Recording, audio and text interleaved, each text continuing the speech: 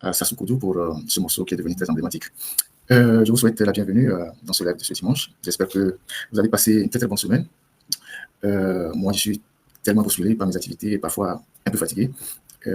Voilà, fait un petit palu, mais bon, ça va. Si je ne me tiens pas à mes engagements, les Togolais vont me faire un procès public.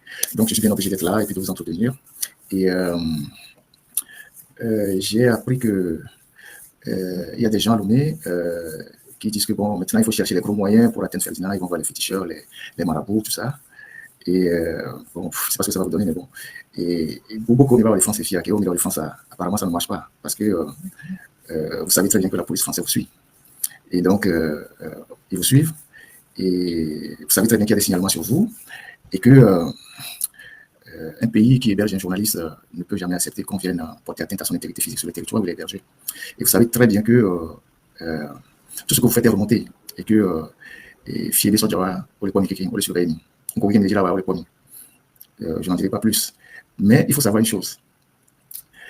Un journaliste qui fait partie de beaucoup d'organisations, qui a eu un prix mondial de la liberté de presse, qui a été reçu à la Maison-Blanche par un conseiller du président américain, qui continue de travailler. Vous ne pouvez pas vous lever comme ça un matin, comme si de rien n'était, parce qu'il n'est pas protégé et venir l'atteindre comme si... Donc, oubliez ces histoires que vous êtes en train de faire. Vous gaspillez de l'argent pour rien. À la limite, vous allez vous faire arrêter. De toute façon, vous êtes surveillé. Projet, on est là, on est surveillé. Comme il peut y avoir un marché, je vais aller bon. Moi, le nom est beau, ça, vous n'avez rien. Et bon, les voici qui m'ont une barre de tournée, on te l'a dit. Donc, on va pas sur la barre. Qu'est-ce qu'ils vont faire? On va attendre. Et bon, les Niassi, qui m'ont il faut finalement nous couteau mais atteindre là-haut. Il y avait beau à mes beaux nous n'appuyer. OK, il y avait un bien non allô nous attendons, il y avait bien qualifié. Ma coup, il y avait adresse, il y avait à combien milliards. Il n'y a pas bien, il y avait faut tout on attend. Mais ça va pas chez vous. On prend la photo de Ferdinand, on va mettre l'argent, on va mettre chez les féticheurs. Féticheurs fait quoi? Moi, je n'étais pas un féticheur. Féticheur fait quoi? Donc, quand il y avait bon petit peu conneries, on va voir mais les compromis. Il y a comment créer la vous savez dans quelle dimension spirituelle moi je suis. On n'a aucune idée. Donc, arrêtez vos conneries. Ça, c'est juste pour une introduction. Je voudrais interpeller au début de ce live quelques chefs corps qui dirigent des casernes à Lomé, peut-être à l'intérieur du pays. Vous savez que dans les casernes, il y a des centres de santé qui sont dans des casernes, que ce soit, je pense, au camp Hérité, à l'aéroport, au camp de Assido Gomé, au camp Bir. Et il y a des civils qui vont dans ces casernes-là pour se faire consulter par les médecins ou les infirmiers qui sont dans ces casernes-là. Et je voudrais interpeller particulièrement le chef corps, je ne sais pas qui est là-bas maintenant, de l'ancienne FIR qui est devenue la BIR. Et il faut que vous essayiez d'encadrer le personnel de santé ou les médecins militaires qui exercent dans les centres de santé qui sont dans les casernes et notamment au BIR de Akwanivé. Parce qu'un de vos éléments, médecin de son état, a tenté de violer une femme il n'y a pas très longtemps qui est venue pour se faire consulter au centre de santé là-bas à l'intérieur de BIR. Donc, il faut. Et à même temps, il et là, il est civil. Et là, il camé. Mais il dit, voilà, Soja, qui est là, on sonne, Soja, docteur. Et là, il dit, mais il y a un peu alors la proposition et ça se passe dans une caserne. Mais c'est eux qui doivent incarner la rigueur, c'est eux qui doivent incarner un peu l'éthique. Donc à un moment donné, et quand Godo civil on la va camper. Et donc je voudrais interpeller le chef corps de BIR de Agonivé de recadrer le personnel de santé qui exerce dans le centre de santé de BIR là-bas. Je ne sais pas si ça se passe dans les autres centres de santé qui sont dans les autres casernes, mais au camp BIR de Agonivé là-bas, et il y a une dame qui a eu ce problème-là et selon les informations, elle n'est pas la première. Donc, s'il faut sortir une circulaire, une note de service pour recadrer vos médecins militaires ou vos infirmiers qui exercent dans ce centre-là pour que les civils qui viennent, surtout les femmes, pour se faire consulter, ne deviennent pas la proie de ces soldats qui sont appelés à soigner autant les militaires que les civils. Mais si j'ai encore d'autres informations qui démontrent que ça continue, je vais donner les noms ici dans le live. Aujourd'hui, je ne donnerai aucun nom pour le moment. Ça, c'est la première des choses. Deuxième chose, il y a cela 2 semaines, 3 semaines, on a parlé de la plage ici, la plage de Lomé, où il y a des flaques d'eau, il y a des lacs artificiels, des lacs qui se sont formés à la plage avec des eaux puantes, totalement puantes, et qui indisposent les touristes, les gens qui se promènent à la plage, et on a interpellé les autorités. Ce matin, j'ai des amis qui vont faire du sport à la plage, qui m'ont envoyé des vidéos, comme quoi il y a des travaux qui sont en cours. Si on peut voir les vidéos, qu'il y a la technique, il y a des travaux de la plage. Donc, voilà la désorganisation de la plage. Ce sont des canalisations qui viennent de la lagune et qui se sont éclatées au niveau de la plage et qui laissent l'eau des égouts sur la plage avec tout ce que cela a comme conséquence écologique pour les visiteurs et pour ceux qui passent. Et donc, depuis ce matin, il y a des amis qui sont partis au sport à la plage, qui m'ont envoyé des images des gradaires, donc des catapillars, qui sont en train de travailler actuellement sur la plage pour boucher tous ces lacs artificiels-là, et fermer ces trous-là, et peut-être revoir les canalisations. Donc, il y a les catapillars qui sont en œuvre depuis ce matin. Je ne sais pas si c'est depuis hier, mais ce sont les sportifs de ce matin qui m'ont envoyé ces images-là et de ces engins qui sont en train de travailler. Je ne sais pas qui le fait, si c'est le grand district de Lomé, comment on l'appelle ça, le district de DG, je ne sais pas quoi, district du Grand Lomé, ou je ne sais pas si c'est la mairie, ou je ne sais pas si c'est le ministère. En tout cas, il y a les catapillars qui sont en train de régler ce problème-là. J'espère qu'ils vont faire les canalisations pour que l'eau qui vient totalement de la lagune aille directement dans la mer et que cela ne se déverse pas sur la plage et crée des désagréments pour ceux qui vont courir, ceux qui vont se promener et ceux qui vont voilà. Donc voilà, c'est tant mieux si les autorités ont réagi, c'est tant mieux. Il y a la question des réserves administratives. La question des réserves administratives. On continue d'implanter les panneaux un peu partout. J'ai appris ce matin que c'est le collège Kouvaé, un collège très emblématique qui a formé beaucoup de cadres au Togo, qui sont en train d'implanter aussi un panneau là-bas autour du collège Kouvaé. Qui serait aussi un domaine administratif et que l'État, on est en train d'implanter un panneau au collège Kouvaé. Ceux qui ont fait Kouvaé qui a formé beaucoup de cadres.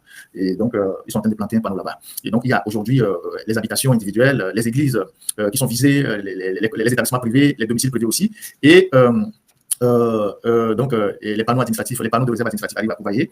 Il y a un directeur de l'OTR. Vous savez, je vous ai parlé des gens de l'OTR qui se partagent aussi parfois les domaines administratifs. Il y a un directeur de l'OTR qui a un grand immeuble vers Lankouvie. C'est l'un de ces plusieurs immeubles, un très grand immeuble à Lankouvie. Lankouvie, c'est vers Sabado, Ségbé. Vous tournez à gauche après l'église de Sabado pour aller vers la cité. Donc, il y a un inspecteur, c'est même pas un inspecteur, c'est un directeur au niveau de l'OTR.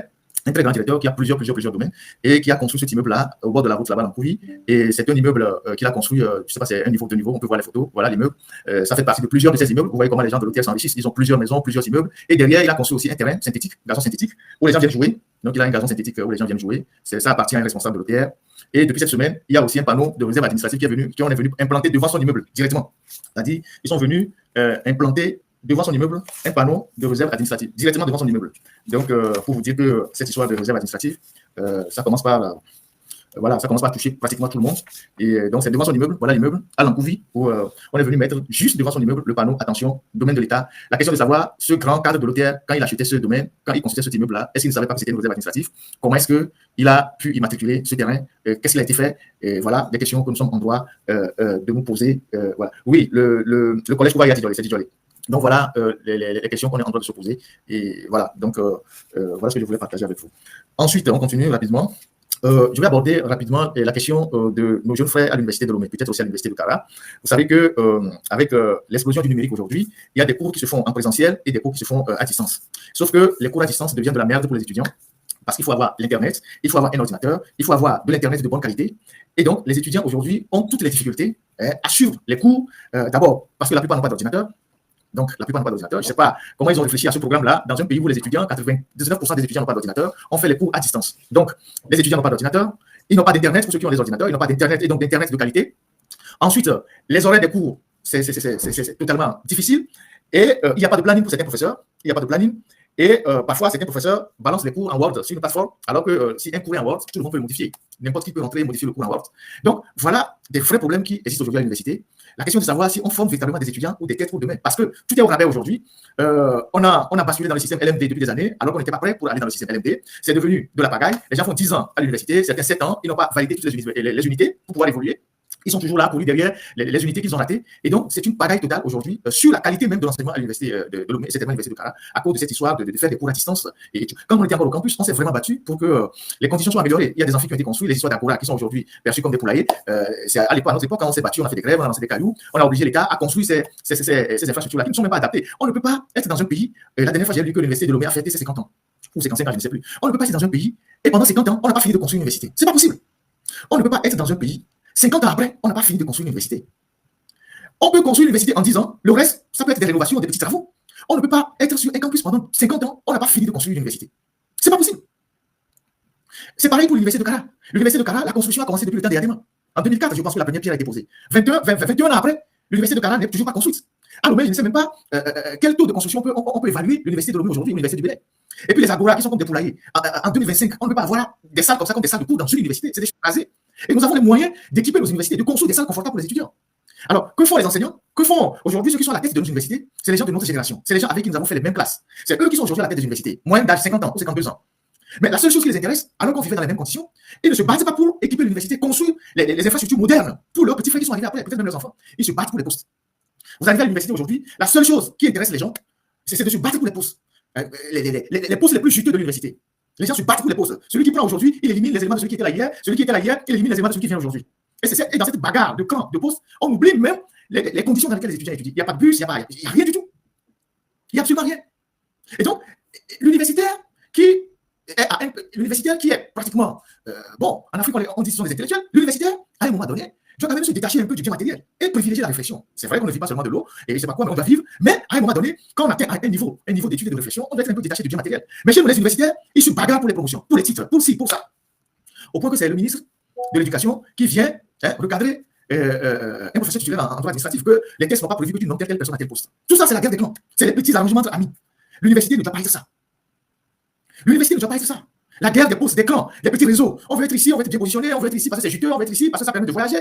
L'université ne peut pas être ça. Donc, les gens avec qui nous avons fait les mêmes classes, vous devez vous battre pour créer les bonnes conditions pour ceux qui étudient aujourd'hui. Parce qu'à notre temps, c'était difficile. On s'est battu pour avoir plus ou moins quelques conditions acceptables. Mais vous ne pouvez pas vivre sur un campus universitaire que vous avez connu depuis 30 ans, dans les mêmes conditions, dans les mêmes saletés, et avec les manques d'infrastructures, et dans les mêmes bureaux, avec des étudiants qui ont de la peine à étudier. Et vous aussi, les étudiants, quand on est déjà à l'université, on a un niveau de conscience. On doit se poser des questions sur son avenir, sur l'avenir du pays. Si vous êtes étudiant et que vous ne pouvez pas vous poser les bonnes questions sur la direction que prend votre pays, vous vous engagez, mais vous êtes à l'université pourquoi?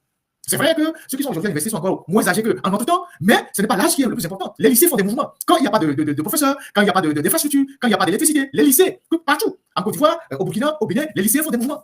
Et à Côte d'Ivoire, vous avez les étudiants qui sont là et qui sont dans des salles, dans des amphis totalement débordés, mais qui sont là, avec leur petit téléphone pour faire leur histoire de TikTok et tout ça. Ils ne réfléchissent pas. Voilà ce que moi j'ai à dire. Et donc, l'enseignement sur le campus, les conditions d'études dans les universités, c'est une catastrophe aujourd'hui. Et je ne sais pas pourquoi on continue de maintenir cette histoire de LMD, qui est une catastrophe sur le plan de l'enseignement. Et dans un pays où vous n'avez pas une connexion de qualité, où il y a des restrictions sur la connexion, vous faites les cours à distance pour les étudiants qui n'ont pas d'ordinateur. En 2025, vous avez presque 95%, peut-être un peu plus des étudiants à l'université de Lomé qui n'ont pas d'ordinateur. Qui n'en ont pas. Et qui ne savent même pas s'ils en auront. Alors que l'État peut s'organiser avec les sociétés et offrir des lots d'ordinateurs portables aux étudiants chaque année. Ou fabriquer même des ordinateurs au Togo. Le Burkina le fait. D'autres pays le font. Le Rwanda le fait. Pourtant, nous allons au Rwanda tout le temps. Quand il y a n'importe quel sommet au Rwanda, nous sommes présents. Mais on n'est pas capable d'organiser les compétences qui sont à l'INSI ou les ingénieurs pour fabriquer des ordinateurs pour les étudiants. Le Ghana aussi le fait. Merci. On ne peut pas fabriquer des ordinateurs pour les étudiants. En 2025. En tout cas. Il y a des prisonniers qui sont en grève de la faim depuis quelques jours. Vous les connaissez, on a toujours plaidé le cas de nos frères qui sont en prison et demandé à ce que le pouvoir puisse les relâcher parce que ce sont des gens qui se sont juste prononcés sur la situation politique de notre pays, mais malgré les conditions difficiles d'incarcération, les maladies et tout ça, le pouvoir continue de faire la sourde oreille. C'est vrai que si Faure Gnassingbé maintient son propre frère en prison, Patrick Gnassingbé depuis 16 ans, c'est pas évident que c'est du jour au lendemain qu'il va relâcher les gens qui sont là, qu'il a fait arrêter parce qu'il estime qu'ils n'ont pas le droit de contester son pouvoir. Donc, ayons une pensée pour tous ces gens-là, nos frères et sœurs qui sont en prison, qui passent des moments assez difficiles. Et parlant des prisonniers, il y a Madame Yakate aussi qui a des soucis de santé. Vous savez que elle est détenue dans une résidence au niveau de la caisse. Et je vous ai dit ici que les visites sont très filtrées. Il n'y a que son garçon le plus aîné qui va la voir. Elle a demandé des documents, ne serait-ce que des livres ou la Bible à lire en centre de détention. Tout a été refusé jusqu'à présent.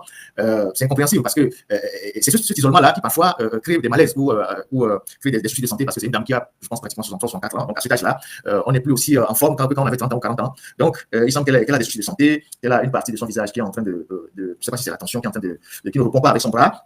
Et elle a demandé à être soignée ils ont proposé d'aller la soigner à Dr Lafia et elle a refusé et elle dit qu'elle peut aller se faire soigner ailleurs mais pas à Dr Lafia. Vous savez, Dr Lafia, vous connaissez cet hôpital, vous savez tout ce qui entoure cet hôpital, tout ce qui se passe là-bas et donc de toute façon je serai à sa place que je ne ferai pas pareil et je n'irai pas à Dr Lafia pour me faire soigner. Donc elle demande à se faire soigner ailleurs plutôt qu'à Dr Lafia et là ça fait un jeu de ping-pong actuellement entre elle et ceux qui la détiennent, ceux qui la maintiennent en détention. Entre-temps, il semble qu'ils étudiaient l'éventualité de la déporter au nord du pays, de l'envoyer au nord du pays, peut-être pour l'isoler davantage, pour aller la détenir là-bas. Ils étudiaient cette possibilité-là, de l'éloigner de Lomé, de la déplacer à Kara, où elle serait en détention là-bas.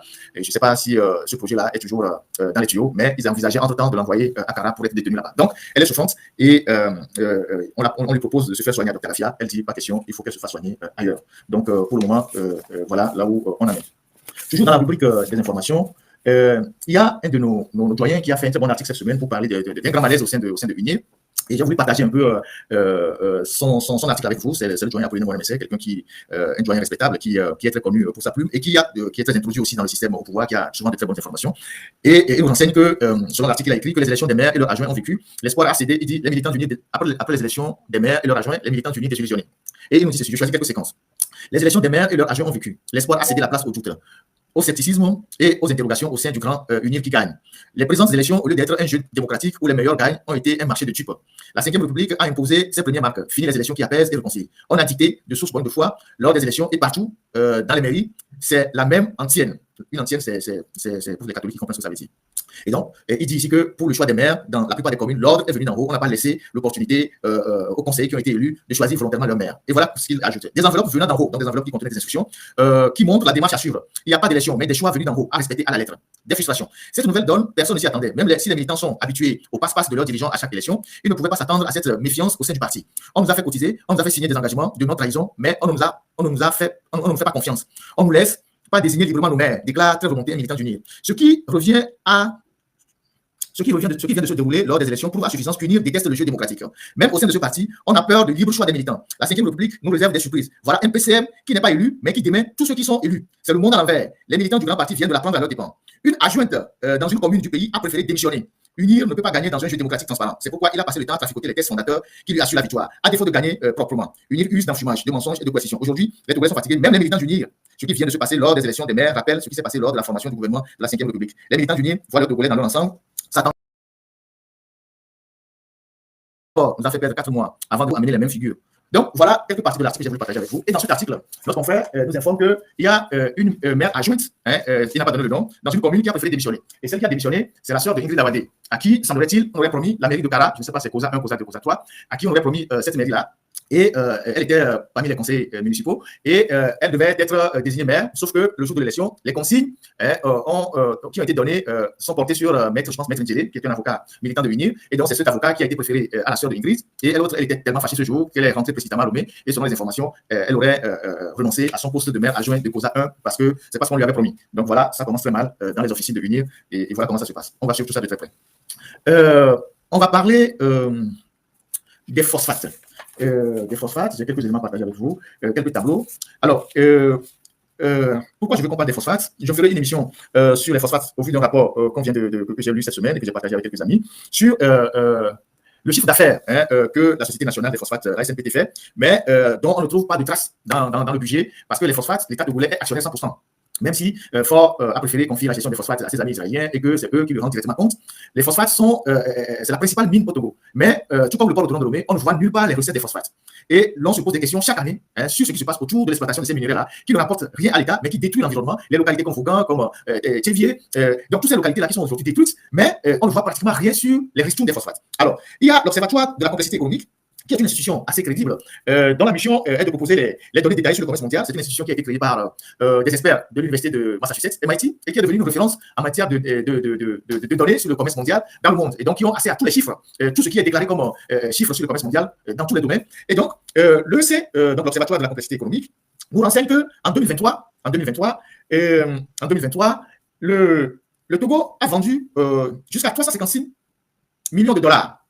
356 millions de dollars, c'est pas ça, c'est 2022. 356 millions de dollars, voilà, on parle de ce tableau-là, voilà. Donc ça, ce sont les données pays par pays. Donc en 2023, le Togo était le 5e exportateur mondial, après le Maroc, l'Égypte, la Jordanie, je pense, oui, la Jordanie, donc Maroc, Égypte, Jordanie. Donc voilà les pays qui sont dans le tableau. Et donc le Togo a engrangé 350 millions de dollars en 2023, ce qui fait 206 milliards de francs CFA en 2023. 206 milliards de francs CFA en 2023.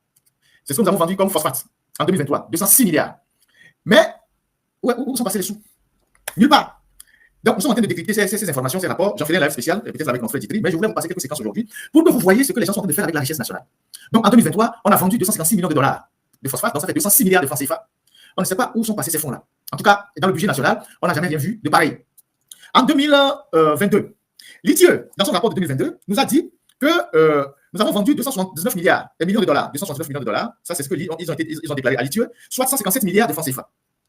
Je répète, en 2022, l'ITIE, dans le rapport de l'ITIE, il a été déclaré qu'on a vendu 269 millions de dollars, ça fait 157 milliards de francs CFA. Sauf que l'OSC nous donne un autre chiffre pour 2022. Pour l'OSC, en 2022, on n'a pas vendu 269 millions de dollars comme le dit l'ITIE, mais on a vendu 408 millions de dollars. soit 230 milliards de francs CFA en 2022. En 2022, nous n'avons pas vendu 157 milliards de francs CFA comme le dit Litieux, mais on a vendu 230 milliards de francs CFA. Donc, entre ce que Litieux dit et ce que l'OSC dit, qui est beaucoup plus crédible, il y a 72 milliards 600 millions qui ont disparu.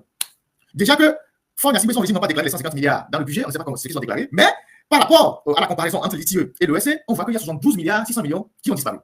72 milliards qui ont disparu. Donc, je reviendrai largement sur cette histoire de phosphate. En 2023, toujours selon l'OSC, donc l'Observatoire de la complexité économique, le Togo a exporté vers les Émirats Arabes Unis, donc Dubaï, l'équivalent de 42 tonnes d'or. 42 tonnes d'or, équivalent à 2,65 milliards de dollars. C'est 2 milliards 65 millions de dollars.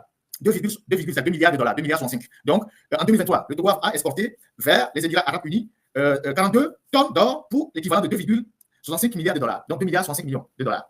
Et 2 milliards, si on convertit ça, ça fait 1495 2 milliards de dollars, ça fait, je pense, 1495 milliards de francs CFA. Alors, et l'or, là, c'est de l'or de contrebande, venant fondamentalement des pays du Sahel, du Niger, du Mali et tout ça. La question de savoir où sont passés ces fonds. Et vous comprenez pourquoi les gens, ils sont toujours entre deux avions, Lomé, Dubaï. Ce qu'ils font à Dubaï, ils sont les seuls à le savoir, mais on le saura aussi avec eux bientôt. Donc, voilà, Lomé est devenu un hub de contrebande de l'or en Afrique de l'Ouest, en direction de Dubaï, et ça rapporte énormément d'argent. Et cet argent-là, on n'en voit pas les traces, ne serait-ce que sur les recettes fiscales. En tout cas, ce n'est pas déclaré. On reviendra quand on aura fini d'analyser totalement ce rapport-là avec mon équipe et mes amis. Donc, voilà. Ensuite, on va parler du premier conseil des ministres et décliner un peu sur l'OTR. Azonco, finalement, ils se sont réunis en conseil des ministres, après avoir fait le tour du monde, ils se sont réunis en conseil des ministres la dernière fois, et ils ont pondu un communiqué qui suscite des questions sur le fond de manipulation de l'information. Et je vais vous dire pourquoi je dis ça, avant de tomber sur l'OTR. Sur la page Facebook de Faure Gnassingbé, quand ils ont fini le conseil des ministres, je pense mercredi ou jeudi, dès qu'ils ont fini le conseil des ministres, ils ont fait un premier post sur la page Facebook de Faure Gnassingbé, si la technique le permet. Ils ont fait un premier post et sur la page Facebook de Faure Gnassingbé, voilà. Le premier post, si vous pouvez l'approcher un peu, puisque je puisse lire. Voilà. Donc, ça c'est Faure Gnassingbé qui écrit sur sa page Facebook. J'ai présidé ce jour le premier conseil des ministres de la 5e République consacré à 2 dossiers majeurs. Écoutez très bien, à 2 dossiers majeurs, indispensables à la consolidation de nos priorités nationales. Nous avons d'abord examiné l'avant-projet de loi des finances 2026, le document stratégique qui traduit en action concrète nos ambitions de développement et de stabilité macroéconomique. Ce budget renforcera l'appui à nos jeunes entrepreneurs, aux personnes à mobilité réduite, tout en poursuivant la trajectoire de la transformation économique engagée. Bon, c'est dit blablabla, il s'est aligné les mots. Après, il a continué. Nous avons ensuite étudié le deuxième projet de décret relatif à l'organisation et au fonctionnement de l'Office togolais des recettes, OTR. C'est cette partie qui m'intéresse. Et vous allez comprendre pourquoi je parle de manipulation. Nous avons ensuite étudié le projet de décret relatif à l'organisation et au fonctionnement de l'Office togolais des recettes, OTR. Cette réforme structurante vise à optimiser la performance fiscale et douanière, sécurisant les recettes. Sécuriser les recettes. C'est fort qu'il le dit. Sécuriser les recettes. Ça veut dire que les recettes avant n'étaient pas sécurisées. Et garantir un financement durable à nos politiques publiques. Ces travaux illustrent notre volonté ferme d'approfondir une gouvernance rigoureuse, transparente et efficace au service du développement national et du progrès partagé. Donc, dès qu'ils ont fini le conseil des ministres, c'est le premier post qu'il a fait sur sa page Facebook de Faure Gnassingbé. Bon, comme nous, on a les yeux partout. Il a fait ce post-là, et 10 minutes après, ils ont supprimé le post, et ils ont fait un second post technique. Voilà. Donc, il faut zoomer. Donc, 10 minutes après, le premier post-là, ils l'ont supprimé, et ils ont fait un deuxième post. Et le deuxième post, voilà. J'ai précisé le premier conseil des ministres de la 5e République consacré à l'examen. Donc, ce n'est plus à 2 sujets. Ce n'est plus à 2 sujets. À l'examen de l'avant-projet de loi de finances 2026. Un document stratégique qui traduit action concrète, machin, ambition et progrès social. Ce texte construit sur une approche budgétaire prudente, responsable, propose des mesures destinées à renforcer l'appui à nos jeunes entrepreneurs, aux personnes à mobilité réduite, tout en poursuivant la trajectoire de transformation économique engagée. Ces travaux illustrent notre volonté. Voilà. Et donc, entre le premier post qu'il a fait sur la page, sa propre page, et le deuxième post, ils ont supprimé le paragraphe consacré à l'OTR. En tout cas, c'était clair pour eux. Nous, on avait déjà fait les captures d'écran. Donc, ils ont supprimé rapidement le paragraphe qu'ils avaient, dans lequel ils avaient parlé de l'OTR. Malheur pour eux, nous, on avait déjà archivé le premier post. Et donc, on a vu la manipulation qu'ils ont voulu faire. Voilà. Et donc, la question de savoir pourquoi, voilà la partie qui était réservée à l'OTR, le paragraphe, lors du premier post que Faure Gnassingbé lui-même a fait sur sa page Facebook. Je sais qu'il a des. Comment s'appelle ça? Il a des community managers, mais les community managers du président ne peuvent pas publier un texte sans l'accord du président. Donc, c'est le premier paragraphe, c'est le premier post qu'ils ont fait. Et du coup, ils ont supprimé. Mais ce qui m'intéresse dans le premier post, c'est qu'en parlant de réforme de l'OTR, ils parlent de sécuriser les recettes. Ils parlent de sécuriser les recettes. Est-ce à dire que les recettes n'étaient pas sécurisées avant? Et il dit qu'une gouvernance rigoureuse, transparente et efficace au service du développement national et du progrès partagé. Dans le deuxième post, cette phrase aussi a disparu. Entre les deux posts qu'il a eu à faire. Donc, bon, nous, on avait déjà piqué ça. Donc, Faure Gnassingbé, c'était trop tard pour toi quand tu as supprimé. Moi, j'avais déjà sécurisé ton premier post. Donc, pourquoi, maintenant, pour être sérieux, pourquoi ils ont abordé la question de l'OTR et ils n'ont pas voulu que cela apparaisse dans le communiqué final du Conseil des ministres? Pourquoi? Pourquoi, après avoir abordé la question de l'OTR, ils n'ont pas voulu que cela apparaisse dans le communiqué du Conseil des ministres? Je cherche la raison. Elle peut être de plusieurs ordres, mais je cherche la raison. Je ne comprends pas. Peut-être ont-ils peur que des gens déduisent que c'est parce que Ferdinand en a suffisamment parlé dans son live que le Conseil des ministres a abordé le sujet. On ne sait jamais. On ne sait jamais. Peut-être qu'ils ont eu peur de ça. De dire, ah, c'est parce que Ferdinand a parlé qu'on a abordé le sujet. Donc, quand Ferdinand dit quelque chose, on écoute quand même. Peut-être que c'est la peur là qui les a poussés à expurger ce paragraphe. Ou soit, ils ont dit sécuriser les recettes, ça peut faire l'objet de plusieurs interprétations. Et ça dit que hier, les recettes n'étaient pas sécurisées. Donc, l'un dans l'autre, on retombe sur la question de l'OTR. Et de comment les fonds de l'OTR sont gérés. On va aller tout à l'heure au Gabon pour vous montrer les séquences du procès en cours à Ali Bongo. C'est le même pays. C'est la même chose qui se passe dans les deux pays. Comment les gens partagent l'argent comme des biscuits. On va vous jouer tout à l'heure les séquences du procès au Gabon. Et vous allez voir comment les gens s'amusent avec l'argent sorti de l'État. Donc, l'argent qui disparaît au niveau des phosphates, l'argent qui disparaît dans les mines, l'argent qui disparaît à l'OTR. Aujourd'hui, on vient nous parler de sécuriser les recettes de l'OTR. Est-ce que hier, les recettes de l'OTR n'étaient pas sécurisées? Toute la question est là. On nous dit il faut une gouvernance rigoureuse, transparente et efficace au service du développement national et du progrès partagé. Cette phrase aussi a été supprimée. Et ça dit que hier, il n'y avait pas une gouvernance rigoureuse, transparente, efficace au service de nous tous. C'est le président qui a fait, c'est Ford lui-même qui a fait le post. Hein. C'est lui qui a fait les deux posts en l'espace de 10 minutes. En l'espace de 10 minutes, c'est lui-même qui a fait les deux posts sur sa page Facebook. Sauf que quand il s'est rendu compte que bon, quelque chose était déjà parti, c'était trop tard. Nous, on avait déjà sécurisé le premier post qu'ils ont eu à faire. Et donc, voilà ce que moi j'ai voulu partager avec vous. Et je vais décliner sur la question de l'OTR. C'est pas fini, hein. L'OTR, on en parlera toujours. On en parlera jusqu'à ce que les choses reviennent dans la normalité et que les Togolais cessent d'être traqués par les agents de l'OTR et qui finissent par s'enrichir derrière les rideaux. Et comme je l'ai bien dit la dernière fois, c'est encore la fête de fin d'année. Il y a plein de conteneurs que les transitaires fureux vont faire transiter par le Ghana. Et quand ils arrivent à la frontière, sur 10 conteneurs, ils déclarent les deux et ils prennent les papiers des deux pour faire rentrer les 8 autres conteneurs.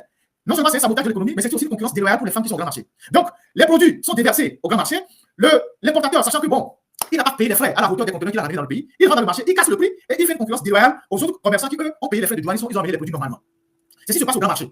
Parce que c'est une menace aussi pour les gens qui vendent au grand marché. Quand les gens vont rentrer plus de conteneurs qui ne payent de taxes par CB, quand ils vont déverser les marchandises au grand marché, ils diminuent les prix. Par exemple, une marchandise qu'on vend à 1500, lui va le vendre à 1000 francs pour écouler ça rapidement. Et ça pénalise ceux qui sont honnêtes et qui ont fait rentrer honnêtement leurs conteneurs. Donc, ce n'est pas seulement un sabotage de l'économie auquel les transitaires et les douaniers se livrent, mais c'est aussi une concurrence déloyale pour les autres commerçants qui font rentrer les marchandises normalement au grand marché, sur le marché. Donc, l'État doit vraiment garder un œil et arrêter ce phénomène-là. Qui enrichit les douaniers, les transitaires.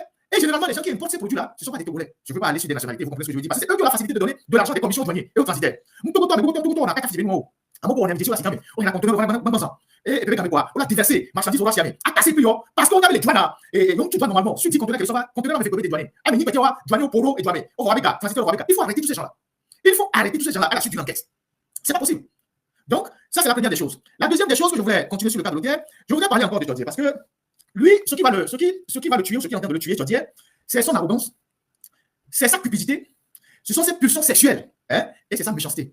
Ce sont les 4 choses qui vont l'ont fait chuter et qui vont continuer par l'entraîner dans l'enfer. Parce que on ne peut jamais être aussi arrogant quand on gère les biens publics. L'OTR, ce n'était pas ta propriété. Mais ce qui t'a tué, c'est ça. Tu as manqué du respect à ton propre ministre, tu ne considérais même plus ton ministre. Le ministre n'avait même plus, ne pouvait même plus te faire des reproches, il était tellement puissant que tu t'en même ton ministre de tutelle, donc tu parles de l'ancien ministre de l'économie et des finances. Et tu n'avais pas de limite dans tes escapades sexuelles, donc tu as fait des dégâts partout, dans la boîte, d'une certaine monstruosité. La méchanceté par rapport à tes collègues, parce qu'il y avait des gens à l'OTR qui avaient des potentialités, tu les as écartées au profit des médiocres, de tes amis, de tes frères, des gens de ta famille que tu as placés. Aujourd'hui, si vous allez au contentieux des impôts, les dossiers sont comme ça. Au contentieux des impôts. Parce que celui qu'on a mis là-bas n'est pas compétent du tout. Les contentieux sont comme ça. Au contentieux des impôts. Les dossiers sont empilés comme ça. Vous savez qu'il y a beaucoup de dossiers qui tombent au contentieux pour les impôts, à l'OTR. Entre les sociétés l'OTR, il y a plein de dossiers au contentieux. Parce que celui qui a bombardé là-bas, c'est quelqu'un d'incompétent. Mais il a mis là-bas. Et qu'est-ce qu'il faisait? Il mouillait les renseignements, notamment l'ANR. Il faut voir comment la personne fonctionnait. Il mouillait les renseignements pour produire des faux rapports sur ses collègues. Et lorsque il y a un de ces agents ou un cadre de l'OTR est habilité à gagner un poste, aux dernières réunions, il sort un rapport de son tiroir, il dit oui, celui-là, les renseignements disent que c'est un faux, ou c'est un opposant, ou c'est quelqu'un qui n'est pas fiable, et puis on élimine la personne, et lui, il place la personne qu'il veut. Et il utilisait l'ANR pour ça. Et donc, il faut que Ford Yacine aussi redresse l'ANR. Parce que l'ANR, son rôle, c'est pas de prendre de l'argent chez des responsables de régie financière pour produire des faux rapports sur des cadres de la même boîte pour que ces cadres-là ne bénéficient pas de promotion. C'est pas normal. On ne peut pas vivre dans un pays comme ça où un individu s'est assis sur la fortune publique et il mouillait tout le monde pour éliminer des gens. Il fait des tweets pour dire que je mens. Il fait des tweets pour raconter des histoires. Avant, il m'avait traité de journaleux qui aboyait la caravane passée. Maintenant qu'il est tombé, il fait des tweets, il dit oui, il ment. Mais d'accord, je suis un menteur. Mais quand j'ai commencé à faire des révélations sur vous, monsieur Jodier, vous êtes agité, vous êtes parti voir plusieurs personnes. Vous avez vu des gens partout pour voir qui me connaît, pour qui peut prendre contact avec moi. Je ne vais pas donner les noms des gens ici. Vous êtes agité, vous avez vu des gens. Donc, aujourd'hui, est-ce que ce sont mes mensonges qui vous ont emporté ou c'est votre vérité qui vous a fait partie de l'OTR? Est-ce que ce sont mes mensonges qui vous ont emporté ou ce sont mes vérités? Même actuellement, alors je vous parle, vos propres femmes qui ont été citées dans les affaires de magouille, mais elles disent des choses aux gens de me dire qu'elles n'ont pas volé, elles ont volé un peu, elles n'ont pas volé beaucoup, que non, elles exposent. J'écoute tout ça. Moi, j'écoute tout ça. Vous-même, vous avez vu des gens, moi que vous qualifiez de menteur, vous avez vu des gens pour me parler. J'ai répondu ces gens-là. J'ai dit à ces gens que je ne veux rien écouter. Et que ce que vous étiez en train de faire à l'OTR est inacceptable dans une république. Surtout sur le plan de la moralité. Sur le plan même de la manière dont vous disposez de l'argent de la république. On va passer le procès du Gabon tout à l'heure. Vous allez voir ce que le bâtonnier au Gabon est en train de dire sur des agents de l'État qui s'amusent avec la fortune publique. C'est cette cupidité-là qui va vous tuer. Aujourd'hui, il y a beaucoup de gens. Est-ce que tu sais, je parle directement de M. Chaudier. Vous savez qu'il y a eu des enquêtes qui sont en cours. Est-ce que tu le sais? Quand ils vont commencer à mettre la main sur les gens, tu vas voir si je suis un menteur. Est-ce que tu sais qu'il y a des enquêtes qui sont en cours? Mais toi-même là, on a fait des enquêtes sur toi avant de te dégager. Et donc, il faut arrêter de t'agiter sur les réseaux sociaux et avoir un peu d'humilité. C'est l'argent public que tu as géré. C'est l'argent public que tu as géré. Et puisque tu n'as pas bien géré l'argent public, tu t'es enrichi, tous les Togolais ont le droit de te faire un procès. De te demander comment est-ce que tu as géré cet argent public. Tous les Togolais. Pas seulement journaliste que je suis. Tous les Togolais. Parce que cet argent public, vous l'obtenez en allant fermer les boutiques des gens, en contenant les gens payer les impôts, les frais de douane. Parfois, vous fermez les boutiques des gens. Vous fermez les entreprises des gens. Donc, tous les Togolais ont le droit de te poser la question. Tu es rentré à l'OTR, tu n'étais pas milliardaire, tu es sorti milliardaire, tu as trouvé cet argent où? Surtout que la Constitution oblige les agents de l'État à déclarer leurs biens. Tu es rentré dans l'OTR, tu n'avais pas 100 millions sur ton compte, aujourd'hui tu es milliardaire, tu as trouvé cet argent où? Tous les Togolais ont le droit de te poser cette question. Donc, quand on le dit, ce n'est pas un affront à ta personne, c'est la reddition des comptes. Donc, tu as beau te fâcher de faire des tweets pour raconter des histoires, mais tu dois rendre compte de la gestion que tu as faite des fonds publics, qui sont issus de nos impôts, des taxes, des douanes, tout ça. Parlant des trucs que vous avez acquis là-bas, il y a un logiciel qu'on appelle ERP, qui sert à gérer le personnel. Mais généralement, on l'achète pour gérer le personnel d'une entreprise de grande taille. Alors que l'OTR n'avait pas besoin de ce logiciel parce que le personnel de l'OTR n'était pas suffisamment assez grand à l'époque, et même maintenant, vous êtes parti acheter ce logiciel, qui peut fonctionner aujourd'hui, mais qui a coûté 2 milliards. Vous avez fait de la surfacturation, jusqu'à 2 milliards pour un logiciel. ERP, vous connaissez ce logiciel? Et ce logiciel, vous l'avez apporté à l'OTR, il fonctionne à peine, mais vous avez dépensé 2 milliards. Et je suis sûr que c'est une surfacturation. Tu dis que je mens. Technique, il faut me passer la capture de camp de ce monsieur qui est son ami. Monsieur Chaudier, vous connaissez ce monsieur? Vous le connaissez? Il est entre le Canada, le Togo et les pays de l'Arabe, les pays arabes là. Doha, Dubaï, il doit être ces derniers jours à Dubaï, peut-être celui-là à Dubaï. Alors, il se nomme comme Yeko Tani. Il vit au Canada. Il est chef d'entreprise. Il livre des armes, c'est un trafiquant d'armes. Il livre des armes aux forces de défense togolaises. Qu'est-ce que vous faites ensemble? Qu'est-ce que vous faites ensemble? Lui là. Lui-même, il dit ça sur sa page LinkedIn, qu'il est livreur d'armes, qu'il est chef d'entreprise, agent de plusieurs fabricants de matériel pour le FDS. Il livre des armes et même des matériels de répression. On en parlera. Les matériels de répression, on fait les manifestations, ceux qui livrent du matériel qui permet de réprimer les Togolais. Voilà, c'est votre ami. Vous faites du business ensemble. Mais pas seulement du business. Mais il est qui pour vous, par rapport au Canada, puisqu'il vit au Canada. Il est qui pour vous? C'est un mensonge? Ok, on va montrer certains détails. Le marché que vous lui avez donné, il y a plein d'autres marchés. Ce marché-là, sa société, c'est Sapris. Si la technique peut réduire un peu, tout le document n'est pas visible. En 2022, vous lui avez donné un marché de pratiquement 69 millions à l'OTR pour livrer un véhicule, pour vous livrer un véhicule à vous-même, directement, à vous personnellement. Puisque sa société ici, c'est Sapris. C'est sa société.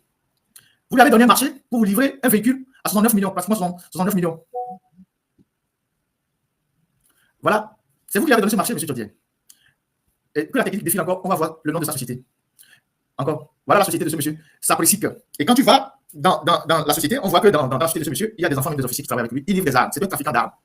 Ce que vous faites ensemble, on en parlera prochainement. Comme tu dis que je suis un menteur, on va voir ce qu'on va faire ensemble. Donc, voilà ce que moi j'ai à partager avec vous sur le cas l'OTR, Chaudier et tout ça. Alors, maintenant, on va parler d'autres choses. Le premier grand dossier, c'est ce qui se passe à Batopé avec les Libanais qui sont en train de flageoler, d'exploiter, d'esclavagiser nos frères et sœurs qui travaillent dans une usine à Batopé. Et je voudrais que tous les Togolais se réveillent par rapport à cette exploitation dont sont victimes sur notre propre pays, dans notre propre pays, de la part de ces étrangers qui viennent sous le couvert d'investisseurs alors que ce sont des esclavagistes des temps modernes. Il faut que nous nous réveillons autant que nous sommes de toutes les catégories parce que ce qui se passe dans certaines usines de la zone franche, ça dépasse l'entendement. Alors, il y a quelques jours, il y a eu un débrayage au niveau d'une usine à Batopé qui s'appelle SNI. C'est une usine qui appartient à un réseau d'expatriés, donc des Libanais, qui sont arrivés au Togo, totalement les mains vides. Cette usine s'appelle Société Nouvelle Industrie, qui est à Batopé, à 45 km de Lomé, et 42 km de Lomé. Et cette usine appartient à M. Taleb Mazé, Abdallah Nemer et Al Nasser Madi. Mais le vrai patron, c'est Taleb Mazé. Et Taleb Mazé, c'est un gars qui est arrivé au Togo en 2011, avec un passeport gambien. Il est arrivé au Togo, bien qu'il était libanais.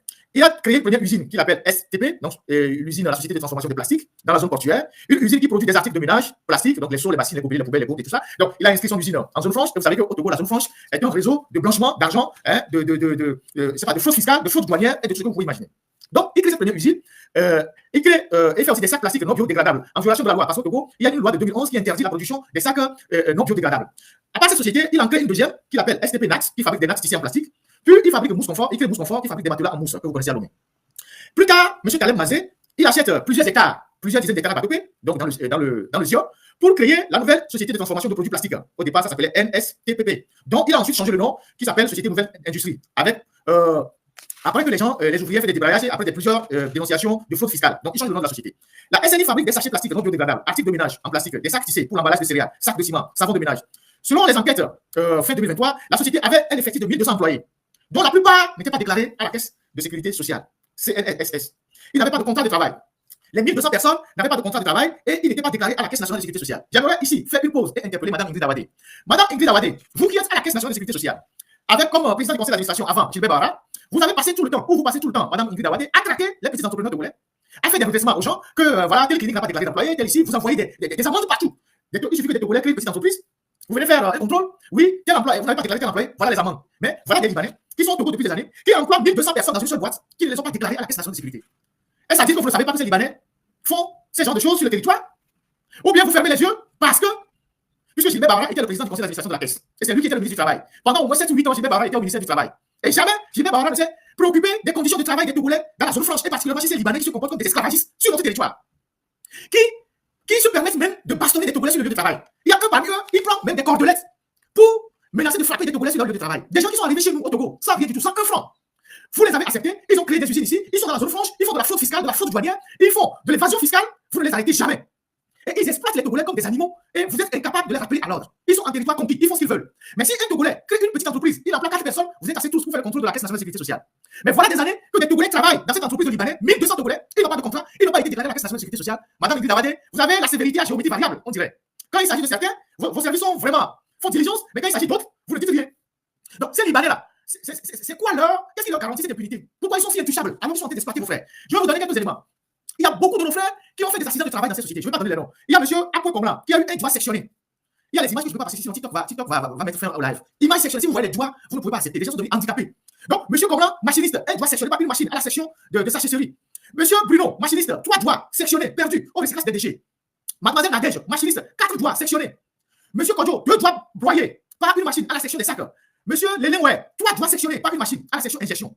Voilà le calvaire que les Togolais vivent dans cette société. Et quand les gens se retrouvent dans cette situation d'accident de travail, ces Libanais refusent de débloquer de l'argent pour les soigner. Certains, n'ayant pas de moyens, vont se faire soigner par les tradithérapeutes.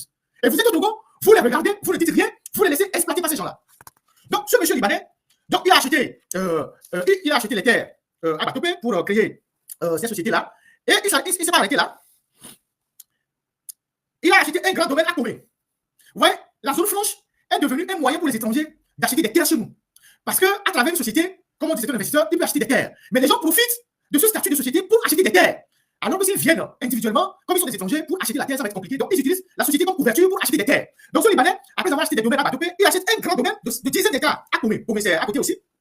Il érige une grande industrie qu'il appelle Foma, qui fabrique des matelas, des tuyaux PVC, des tubes orange, des sacs de ciment.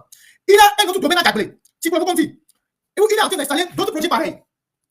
Il a des acquaintances avec des barons du régime qu'il mouille partout. Bawara a été longtemps ministre du Travail, il ne s'est jamais prononcé sur ces gens-là, les dérives de ces gens-là. Il a des amis à l'OTR, il mouille les gens comme il veut à l'OTR pour que ses comptes ne soient pas vraiment surveillés, tout ça. Et donc, il achète les terrains comme il veut, il a des projets immobiliers, il a des projets d'industrie, des projets immobiliers au Togo, alors que quand les Togolais arrivent chez nous, les Togolais qui sont de la diaspora qui amènent des projets immobiliers, vous les bloquez. Mais vous permettez aux étrangers d'acheter des terres chez nous, de monter des projets immobiliers, de prendre de l'argent, de construire des villas, de les vendre et de rapatrier cet argent dans leur pays. Ça s'appelle du blanchiment. Et donc, ce monsieur, il a ses agents de l'OTR qui lui permettent de faire le blanchiment d'argent, de faire l'évasion fiscale. Il a acheté aussi des domaines où il a des roches et il vend du gravier. Vous voyez comment il diversifie ses activités? Il a des domaines, par exemple à Aveka, il s'est offert un grand domaine à Aveka, donc toujours à Djabel là-bas, et où il a un grand projet immobilier. Il a des carrières où il vend du gravier. Voilà, Libanais, elle va Togo, elle va planifier les Togo, alors ça gravier là, Togolais, on a exploité Togolais, les Togolais, il m'a dit, qu'il y a du plateau là, bon, alors on nous couille. Parce que ces Libanais là, ils vivent à la cité du Millénium, là où il y a tous les barons, c'est là-bas ils sont. Et ils exploitent nos frères. Il les bastonne. Il y a un, voilà celui-ci, dans sa carte sa carte de séjour, voilà celui-ci. Lui, il s'appelle Ali Abdallah, il s'appelle Abdallah Nemer. Lui, il est même de 1992, quelqu'un qui est en 92, il fait venir, et ils sont là, et basso pour la Togo, les Tomé. Les Batopé. Lui là, le farfelu que vous voyez là, il prend la cordelette pour frapper les Togolais au boulot. Le farfelu que vous voyez là. Ils sont là, et bas, là, ils sont pour Togo, les Tomé. Celui-là, celui que vous voyez là. Et ils sont là, c'est le, on l'appelle au boulot là-bas, c'est lui le, c'est pas, c'est le, je sais pas comment dire, c'est le redresseur. Donc pour eux, les Togolais sont des nègres. Il faut les redresser. Et pour l'amour les donner. Ah non, merci à moi. C'est lui ça. Il a 92 ans. Et il y a tout le monde dans les founas. Il m'a dit, bon, voilà la mer, voilà, bataille. Parce que parmi vous, il y a des traîtres. Les doigts des bateaux, les founas. Il y a des gens qui sont avec ces esclavagistes-là contre leurs propres frères. Parce qu'on les dit promotion. Comme nous, les Togolais, on est des traîtres nés. Nous avons vu des groupes, mais nous, on n'y a rien. Nous, on a revendication. Il y a souvent des numéros sur les Libanais. Et les Libanais, on avait tout. Alors là, pour vous, les Togolais, il y a tout vos vidéos. Il y a pas des photos. Il y a beaucoup les bateaux. J'ai des images. Quand vous allez continuer par vendre vos frères aux étrangers là, pour votre propre promotion, je vais commencer par vous exposer. Donc, il y a ça dans vos né machine soit là, de revendication, il y a B. Non, parce que vous êtes bien avec le patron. C'est ce qui se passait au temps des esclaves, où il y a certains qui se mettaient dans les bonnes grâces du blanc contre leur propre frère. Parce qu'ils mangeaient à la table du blanc. Il y a quand même Il faut qu'on vous redresse, vous certains Togolais qui êtes habitués à vendre vos frères. Il faut qu'on vous expose. Donc, Améoa, on doit l'engager du là, à Djoka, on planifie le Djoka. Parce que les Togolais, comment ils planifient les Liban. Donc, et nous, et ils sont prêts comme ça. Le second, qui s'appelle Nasser Abdallah, encore un Abedi Chouvi, il règne là-bas en potentat. Il faut montrer son passeport. C'est lui ça. Et moi, non, je pense pas que ce soit lui, ça c'est un autre. Ça c'est Hussein. Il y a un autre. Lui, on l'appelle Yesoufi, il règne là-bas comme un potentat. Et il fait peur à tout le monde. Il massacre tout le monde. Et Amérique peut nous voir la pompo. Et pourtant, quand la situation a dégénéré là-bas, il y a l'expression, parce que ces Libanais ont refusé que même la direction du travail, la direction régionale du travail est assez à l'industrie, à la société. Ils ont interdit. Même le préfet. On les signale là, il va propos restreints pour 10 minutes, je ne sais pas comment il faut sur TikTok, mais non, mais propos haineux. Rien à foutre de ça. Comment on règle ça sur TikTok? Propos haineux, live restreint pour 10 minutes. J'ai rien à foutre de ça. On parle de notre pays. On parle de notre pays. On parle de ces individus qui viennent foutre la merde dans notre pays. Et on va parler d'eux proprement. On va utiliser les termes qu'il faut pour les décrire. On ne peut pas accepter que dans notre pays, ces individus viennent faire la loi comme ils veulent, dans le silence total. Il y a 1200 personnes qui ont dans les bateaux PA. Le 8 décembre, il faut aller dans la rue. Il y a 1200 personnes qui ont dans les bateaux PA. Le 8 décembre, là, il faut manifester. Parce que, où est-ce qu'on clique la contestation? Je ne sais pas. Moi, je ne suis pas habitué au TikTok. Bon, je ne sais pas, contestation. Il continue la restriction. Ça, c'est sur TikTok. Hein. Je ne sais pas. Contestation, hein, je ne sais pas. Parce qu'ils sont en train de signaler le live sur TikTok. Et c'est eux. Hein. Mais j'ai rien à cirer. Parce que il est pour moi bien. Je peux continuer? Ok, la technique de continuer, ça prend le lance. Moi, je m'en fous. Et il y a un tombé, il y a du quoi. Il y a un vraiment du monde. À mon politique, il y a une tapée là, nous, je suis comme live. Il y a un vraiment du monde. Faut toujours les filles, les sociaux, il y a une quoi, TikTok là, coupé live. Alors, vous soulagez les gens, les flous. Alors, viens, pas sur la mêlée. Là, on vient les soulagez, on va encore la bataille. Si tu as 4 doigts qui sont sectionnés, tu peux faire quoi encore dans ta vie? Tu peux faire quoi encore dans ta vie quand tu as 4 doigts qui sont sectionnés? Et ils refusent de t'endommager, ils refusent même de te soigner. Et ils te traitent comme des animaux. Donc, vous, les Togolais qui travaillent là-bas, vous devez vous mobiliser. La dernière fois quand vous avez fait le débrayage, ils ont fermé la société. Vous devez vous mobiliser. Vous devez vous mobiliser. Le 8 décembre, là, vous devez sortir dans la rue. Personne ne vous demande de venir à manifester. Manifestez à Batopé là-bas. Prenez des pancartes. Dites que vous en avez marre de ces gens-là. Et qu'ils doivent quitter votre territoire. Nous, on ne peut pas manifester chez eux. Ils se plient à nos lois ou ils quittent notre pays. Parce que ce qu'ils sont en train de faire au Togo, les Togolais ont aussi de l'argent pour investir dans ces domaines. On n'a rien à cirer. Absolument rien à cirer de ces gens-là. Surtout qu'ils défient même les autorités. Le préfet, en tout temps, de Zion, a voulu se rendre à l'usine. Ils ont refusé. La direction régionale du travail ne peut pas avoir accès à l'usine. Toutes les recommandations qui ont été faites après qu'il y a eu une pression et que le ministère a délégué des gens, ils n'ont respecté aucune recommandation. Je vais vous lire des choses. Rapport sur le cas de traitement humain, phase 2 de la nouvelle société de transformation. C'est un document du ministère, hein, le ministère du Travail. Le ministère de la fonction publique du travail. Bah voilà, c'est un document officiel. Hein.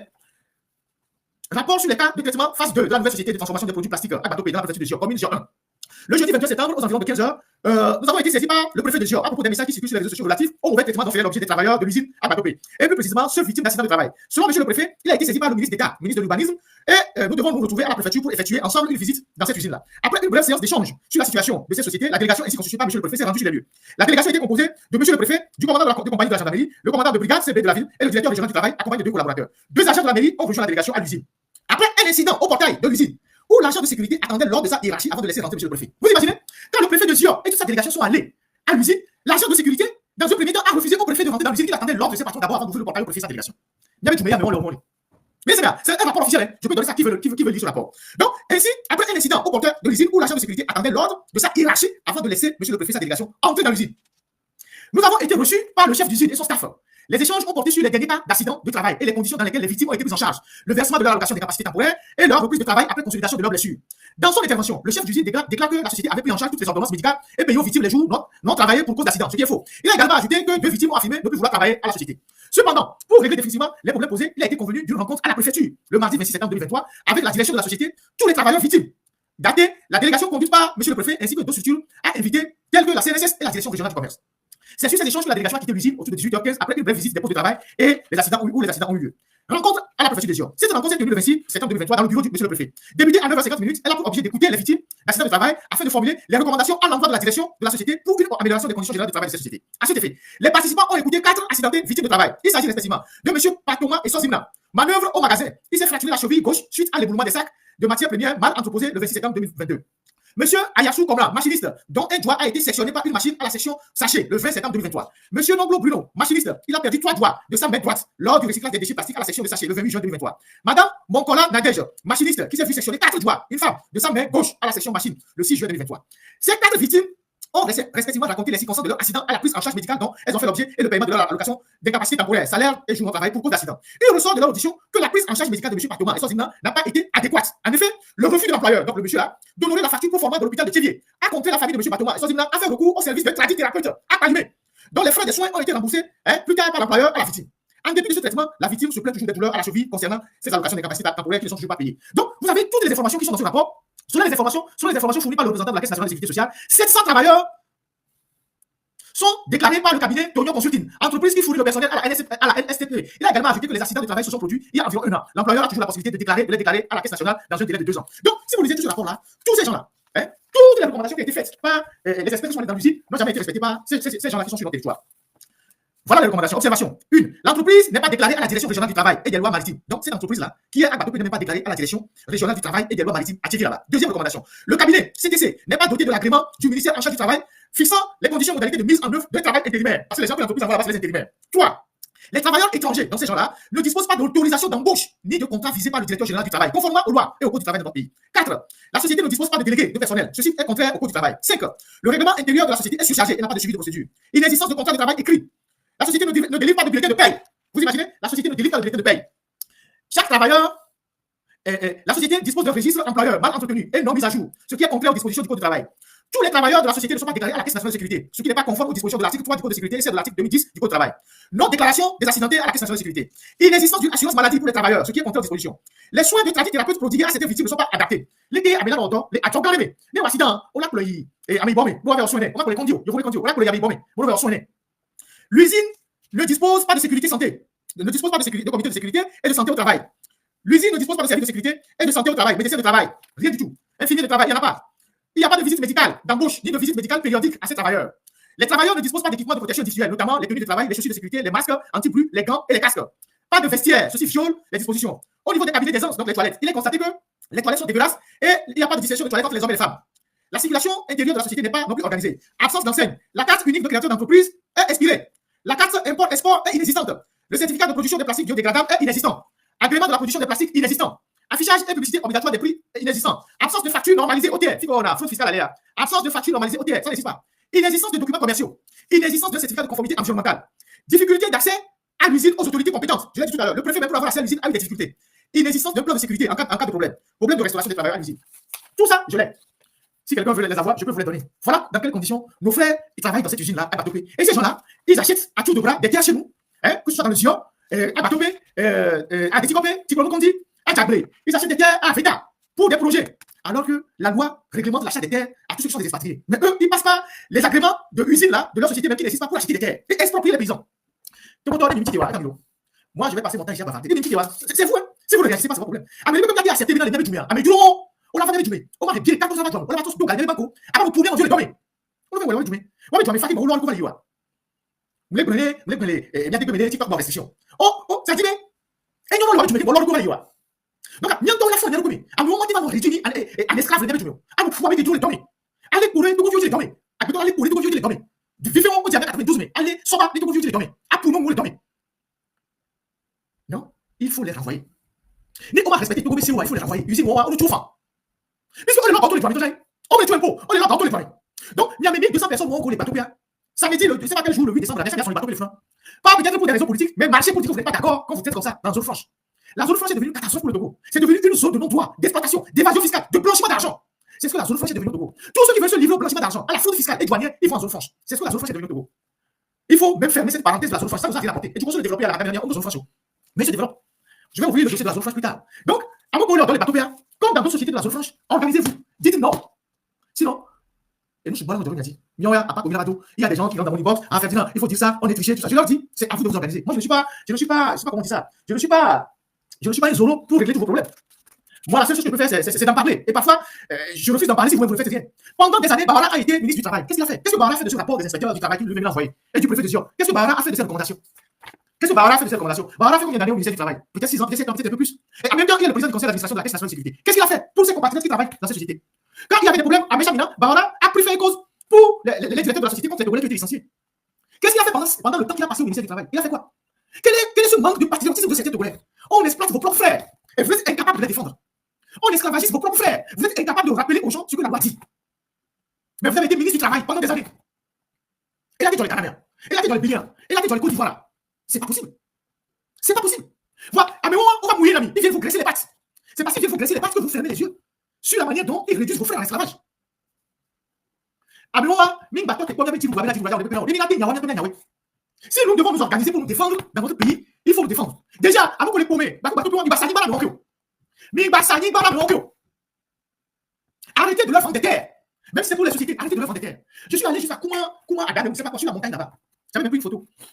Il y a les gens de Mèche Amina qui ont acheté des terres. Au fin fond du cloto là-bas, ils ont mis un grand panneau, ils ont dit propriété de Mèche Amina. Au fin fond du cloto là-bas, j'avais posté ça. À un moment, arrêtez de vendre des terres à ces gens-là. Nous, on a ici là, Milou et Adibanao sur 10 ans, 20 ans, 30 ans. Nous, ici, Milou et Adibanao sur 10 ans, 20 ans. Arrêtez de vendre des terres à ces gens-là. Mais toi, tu as dit, ça va me on a plané dans le gravier. Attention, ça va tout. Ah, mais tu vois, on a plané dans le gravier. Attention, ça va tout. On a des gâteaux, les toilettes. Donc, on doit gravier, carrière, à Belouvé, Gamé, on détruit l'environnement avec les Chinois. Nous, dans les sacs, il y a Togolais très cher. Mais les Togolais, quoi. Les Togolais, franchement, vous ne réfléchissez pas. Donc, là, dans la Moumika, il y a des questions, on s'en a des choses. À Nibo, il y a des questions, mais là, on s'en a des choses. On a ensemble, il y a des choses. Et si on fait des corrompus, les mandataires corrompus, les géomètres corrompus, les jeunes, vous devez faire une croisade contre ça. Vous devez faire une croisade contre ça. Parce qu'à un moment, on est des gars qui on est des tous les on est des gars qui tous les Voilà ce que moi j'ai à dire sur le truc de Batopé. Et les gens qui m'ont écrit, ah oui, il faut parler de nos cas. Il y a des gens qui m'ont écrit de l'hôpital de Vaughan, qui n'ont pas payé leur prime de contagion. Mais il faut gréver. C'est pas à moi de venir appeler les autorités à payer vos primes de contagion. Vous avez des problèmes pour des primes de contagion. Il y a quelqu'un, un petit malin qui veut détourner vos primes de contagion. Il faut faire la grève. Il faut l'exposer. Les gens de Batopé là, on parle de parce qu'ils ont fait des débrayage. Mais on peut ils ont fait la moitié du chemin. Nous, on va faire la moitié du chemin avec eux. Parce qu'ils ont grévé. Ils ont fait des débrayage. C'est pour ça que nous voulons leur secours. Mais non, mais ils font, ils vont pouvoir la gagner. Restez là-bas. Restez là-bas. Il y a ceux qui sont aussi de Togo, Randil, SA, aéroport, que vos patrons bouffent vos sous d'assurance, j'étais à vie, que vos patrons ont bouffé les sous.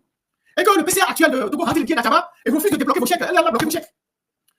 Mais il y a pas de problème. Il y a l'aéroport. Il y avait PCA, Nachaba, et bloqué les chèques, on a l'assurance des gars, pour les libérer les gars. Il n'y a pas de problème. Il m'a dit que là, vous tu veux matin. Elle t'a pas 10 minutes, elle t'a pas bon, tu as chèques au navio. C'est ça qui va faire ça aussi. Non. Chaque Togolais qui est brimé quelque part doit s'organiser pour défendre son droit. Quand ils le feront, nous les journalistes, on viendra à vos secours. Mais si vous pensez que vous allez rester dans votre fauteuil tranquille, ah, si il y a un truc qu'on va faire, il va dire. Non, je ne partage pas votre salaire avec vous. Je ne partage pas votre salaire avec vous. Un instant. Je ne partage pas votre salaire avec vous. Je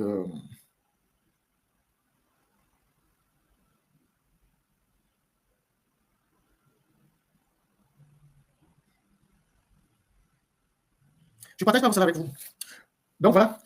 Nous allons, dans la deuxième partie, la troisième partie de ce live, partir au Gabon. Mais avant d'aller au Gabon, je voudrais solliciter la technique. Appelez-moi tous les juges togolais, les magistrats et tout. Appelez-les. Appelez le ministre de la Justice au Togo. Invitez-les à venir regarder ce que je vais passer. Voilà. Il y a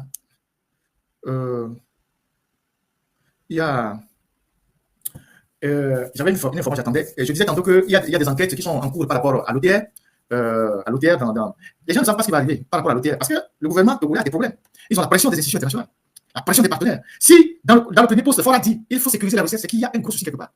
Et donc, dans la semaine, il y a une dame de l'OTR, je ne vais pas donner son nom, a été interpellée en pleine circulation. Elle avait une somme d'argent de 30 millions dans sa voiture. Elle bosse à l'OTR. Je ne vais pas donner le nom. Elle a été interpellée.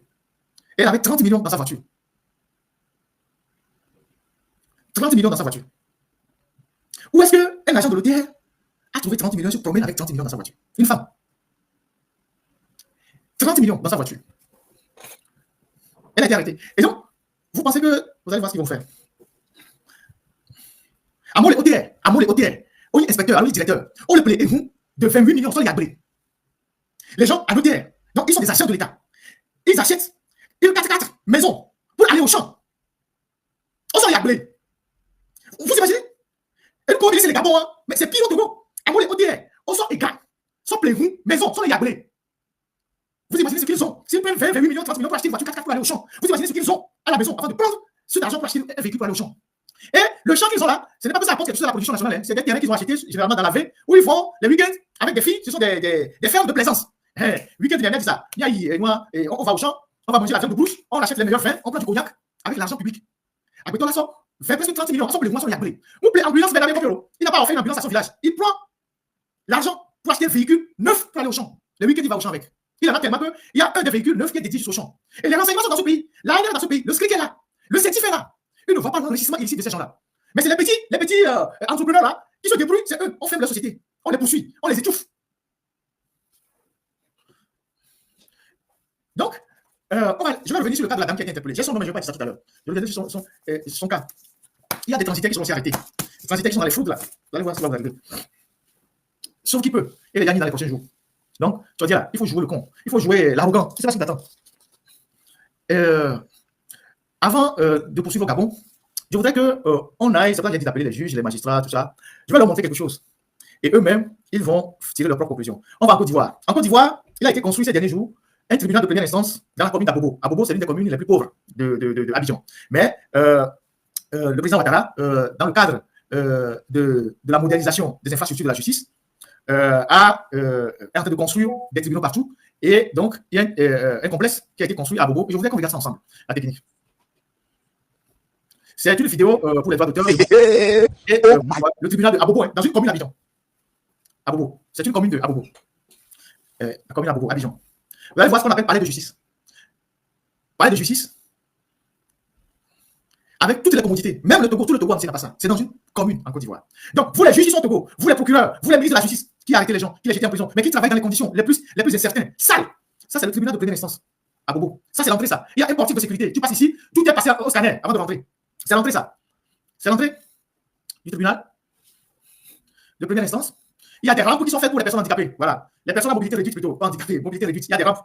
Ce tribunal a un ascenseur. C'est 3 niveaux. Il y a des ascenseurs dedans. Il y a des ascenseurs dedans. Ils ont 2 restaurants. 2 restaurants. 2 parkings. Parking souterrain, parking aérien. Des salles de réunion. Plusieurs salles de procès, d'audience. Voilà des gens civilisés qui gouvernent le pays. Des gens propres. Des gens qui aiment du beau, qui gouvernent le pays. Qui savent que quand on gouverne le pays, on dote le pays d'infrastructures. Voilà une première salle d'audience. Une grande salle d'audience. Première salle d'audience. Nous sommes dans une commune, la commune la plus pauvre d'Abidjan, à Bobo. C'est la salle d'audience. Équipée de tout le matériel. Tout. La place des juges, la place des détenus, la place des inculpés plutôt, la place des avocats, le tribunal, la place des magistrats. Voilà. Ah oui, il y a ascenseur au palais de justice. Ils ont un ascenseur. 2 ascenseurs même au palais de justice. 2 restaurants. Ça, c'est une première salle d'audience. Même si tu es un voleur, tu viens ici, on te juge, au moins tu es tranquille. Même si tu as détourné de l'argent, tu viens ici, on te juge, au moins tu te dis, ah, le tribunal est plus ou moins propre. Ça, je le montre aux autorités togolaises, mais aussi à nos juges, aux ministres. Quand on a de l'ambition pour le pays, on peut faire tout pour le pays, surtout sur le plan moderne, doté d'infrastructures. Ça, c'est la première salle. Et les salles comme ça, il y en a au moins 4. À ce niveau, ouais, il y a 4 salles. Voilà, la première salle, deuxième, troisième, comme le monde. Troisième, voilà. Ça, c'est une autre salle, plus petite que la grande qu'il a montée tout à l'heure, pour les petits procès, les procès où il n'y a pas trop de monde. Ouais, ça, c'est une petite salle pour des procès où on n'a pas besoin d'un grand public. Ça, c'est des petites salles qui sont aménagées avec un dispositif de sécurité. Voilà, les cabines pour les micros, les traducteurs aussi, les interprètes. Et puis, voilà, pour, comment on appelle ça pour projeter les vidéoprojecteurs, quand il faut projeter des vidéos à plein procès. Et aussi les haut-parleurs, tout ça. Ça, c'est les petites salles. Voilà.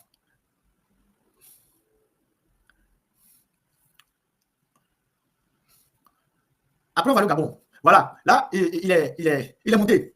Il y a l'étage où il y a les bureaux des juges, des procureurs, la salle des avocats, les bureaux d'attente. Voilà. Ça, c'est le restaurant. Ça, c'est le restaurant.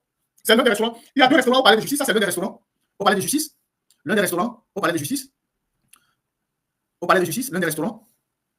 Pour le personnel, les gens qui viennent, les avocats, quand ils veulent manger.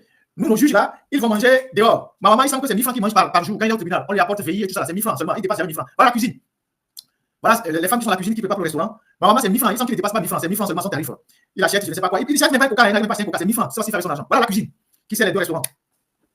Dans une commune, hein, Abidjan, ce n'est pas pour tout le pays, mais dans une commune. Voilà, les salles de réunion. Voilà, les salles de réunion pour les juges, donc le procureur, le président du tribunal, c'est des salles de réunion. Et puis des rangements, des armoires pour ranger les dossiers, des salles de réunion. Salle de réunion pour voilà, les salles de réunion. Voilà une salle de réunion où le président du tribunal peut faire une conférence de presse. Salle de réunion pour les magistrats. Salle de réunion. Même dans certains de nos ministères, il n'y a pas ça. Une salle de réunion.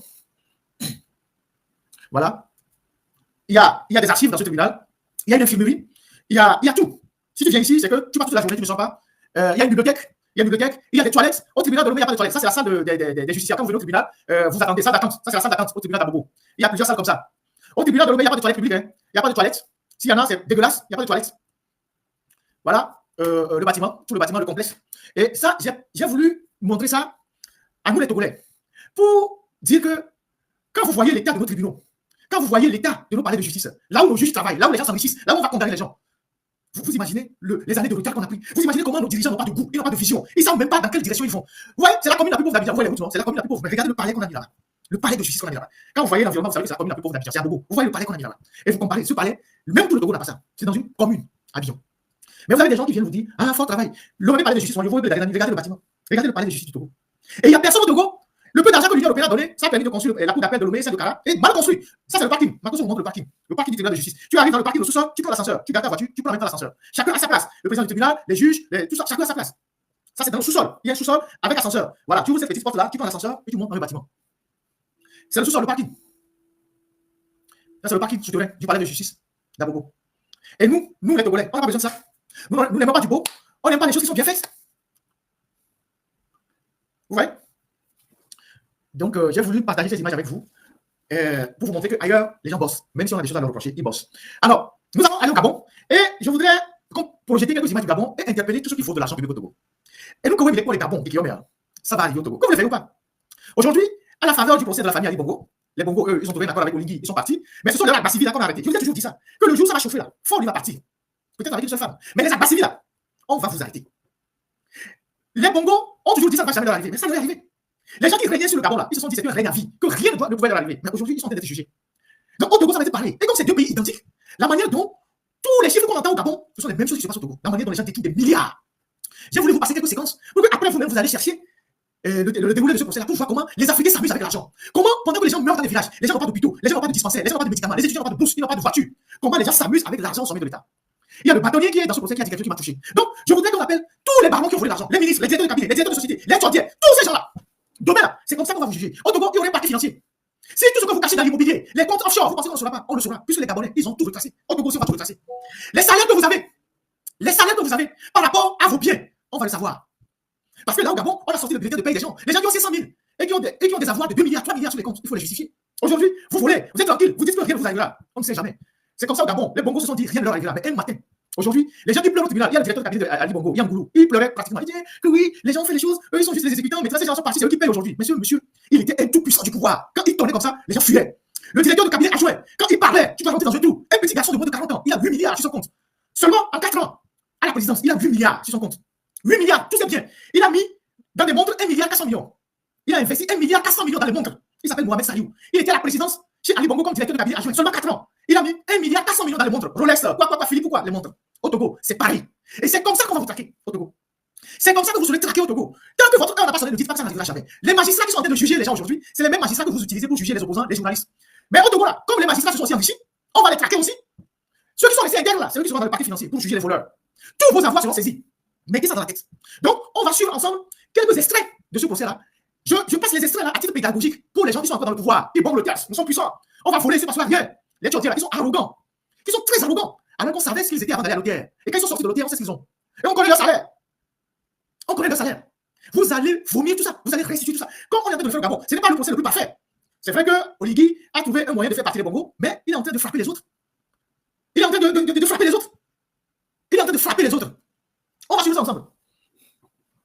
Technique, première séquence. Écoutez. Première séquence. Viva Signore, Fiafico et Togois, formé maîtresse beaucoup qui on a contrat. Il y a beaucoup d'hommes d'affaires, on a contrat, gré à gré, vous assemblez des milliards. Sans aucune justification. Vous faites dépenser de l'argent public. Votre tour va arriver. Ne dites jamais. Parce que demain là, c'est aujourd'hui. Non, tu peux commencer par jouer, il n'y a pas de problème. Demain là, c'est aujourd'hui. Vous pensez que fort l'éternel. Je ne suis pas surpris par les propos. Voilà, c'est vrai quand vous travaillez avec les gens. Une pause technique. Ce monsieur, c'est le directeur de cabinet d'Ali Bongo. Il s'appelle Iyad Ngoulou. Sur le compte de ses enfants, il en a tellement volé, c'est lui qui nommait tout le monde autour d'Ali Bongo. Ses cousines, ses nièces, ses frères, ses soeurs, ses maîtresses, il nommait tout le monde à Ali Bongo. Il a tellement volé d'argent qu'il ne savait pas où mettre le reste. Il a mis ça sur le compte de ses enfants. 80 millions par ici, des enfants mineurs, 150 millions par ici, 890 millions par là, 200 millions sur le compte des enfants mineurs. Vous qui avez plus d'argent, qui mettez dans les comptes de Dr Talafia pour blanchir, on va vous poursuivre. Il y a beaucoup qui me font. Et son garçon de Dr Talafia, à mon garçon de Morgue, et Dr Talafia, tout ça vous allez justifier. Où est-ce que vous avez trouvé ces choses? Vous tous, c'est le directeur de cabinet d'Ali Bongo, le plus puissant. Quand ce monsieur parlait, tu étais qui? Mais écoutez ce qu'il m'a dit, que la vidéo reprenne dès le début. C'est lui qui dit, oui, que les gens ont fait les choses et que c'est lui qui paye aujourd'hui. Mais lui aussi, il était dedans. Écoutez ce qu'il dit. Je ne suis pas surpris par les propos, parce que vous savez, quand vous travaillez avec les gens qui ne pensent qu'à eux et ils oublient les autres. Pourtant, on a été là. Ils ne pensent qu'à eux, pas aux autres. Voilà, parce que vous voyez ce genre de déclarations qui ont été faites. Nous sommes ici, nous sommes au Gabon. S'il vous plaît. Nous sommes au Gabon, et eux, ils sont à l'étranger. Nous sommes en train C'est comme si on prend les coups pour eux. Alors que nous savons qu'ils nous ont toujours donné des instructions, ils ont toujours décidé. Mais comme Noureddin fait, il fait comme si c'était nous qui étions devant, alors que c'est une stratégie, je pense. De dire que c'est pas moi qui gère, c'est les autres, et puis pour nous, j'étais à l'abattoir. Merci. Donc c'est dommage qu'on arrive à ce niveau pour des gens qui ont sacrifié leur vie parce qu'on a été insultés, pendant qu'on était en fonction, on nous a traités de tous les noms, mais alors que derrière, les gens tiraient les ficelles, les gens, c'est eux-mêmes qui géraient. Donc c'est vraiment... Il me demande de faire une course. Pour moi, C'était une course? Pour moi, c'est comme s'il me dit, va déposer quelque chose. Monsieur François Yabi, vous le connaissiez? Monsieur François Yabi? Oui. Oui, c'est le représentant de la majorité. C'était le représentant de la majorité. Il était membre du conseil gabonais des élections? Oui, représentant de la majorité, oui. Vous allez lui remettre 500 millions, pourquoi? Mais je ne sais pas. On me demande d'aller déposer quelque chose. Comment je Comme vais un savoir? enfant, comme c'est pas vous prenez. Oh non, poursuivre la vidéo, on va continuer, je vais interpréter, je vais commenter, donc ne faites pas passer la vidéo. Moi je vais commenter et puis vous allez continuer la vidéo. Alors, je ne suis pas surpris par les propos. Parce que, non, je veux parler de la vidéo. vidéo. Si vous pouvez m'aider à faire des pauses et puis je continue après, continuer. Alors, lui, le jour où ils étaient en train, ils doivent proclamer les résultats des élections, Noureddin Bongo l'appelle, il est le directeur de cabinet. Il va chez Noureddin Bongo, on lui donne 500 millions en liquide pour aller corrompre les gens à la commission électorale. Comme on le fait au Togo, pour changer le cours des résultats. 500 millions en liquide. Il prend les 500 millions, il va rencontrer le chef de la majorité qui était à la commission électorale. Et le président du tribunal lui pose la question: tu as amené les 500 millions là-bas pour faire quoi? Il dit que je ne sais pas pourquoi il a amené les 500 millions. On lui a juste dit d'aller donner les 500 millions. C'était pour aller donner aux gens, pour que les gens renversent les résultats. C'était au temps où Jean-Pierre, je pense, était allé aux élections contre Ali Bongo. Donc, pour changer le cours des résultats. Et ça se passe aussi au Togo. Au Togo, on prend l'argent, on va donner aux gens, pour que les gens ferment les yeux sur les vrais résultats. Continuez. Technique. Comment je comme un enfant, comme c'est pas vous prenez, vous allez juste déposer. Oui, comme un enfant. Si vous voulez, comme un enfant, on me demande de faire quelque chose, je prends et je dépose. Je sais pas, vous voulez que je vous dise quoi d'autre? Comme un enfant, comme vous dites. Mais j'ai déposé. S'il vous plaît. Donc. Ça, c'est la première vidéo du directeur de cabinet d'Ali Bongo. Je ne vais pas vous garder longtemps. On va passer à une deuxième vidéo. Vous pouvez suivre tout ça sur les réseaux sociaux et même le procès en cours. Ça, on reprend certainement demain. Deuxième vidéo. Pouviez-vous imaginer Ça, c'est le bâtonnier qui parle. Que des agents publics... Et ça, c'est intéressant. Claudine n'a qu'à bien écouter ça. Percevez. Allez-y. Normaux. Percevez. Indépendamment de leurs revenus normaux. Salaire et primes. Pouviez-vous imaginer que des agents publics de ce pays, percevez, indépendamment de leurs revenus normaux, salaire et primes, qui étaient déjà quand même assez confortables, sans compter les avantages en nature, des primes de 20 millions de francs, 80 millions de francs et au-delà par mois. Pour le commun des mortels, ça peut quand même paraître beaucoup. Était-on obligé d'aller jusque-là?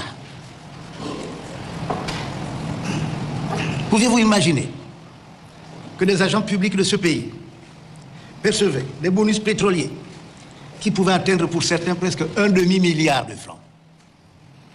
Je n'ai pas dit 500 millions, parce que dans l'imagerie populaire, un demi-milliard, ça fait quand même un peu plus lourd.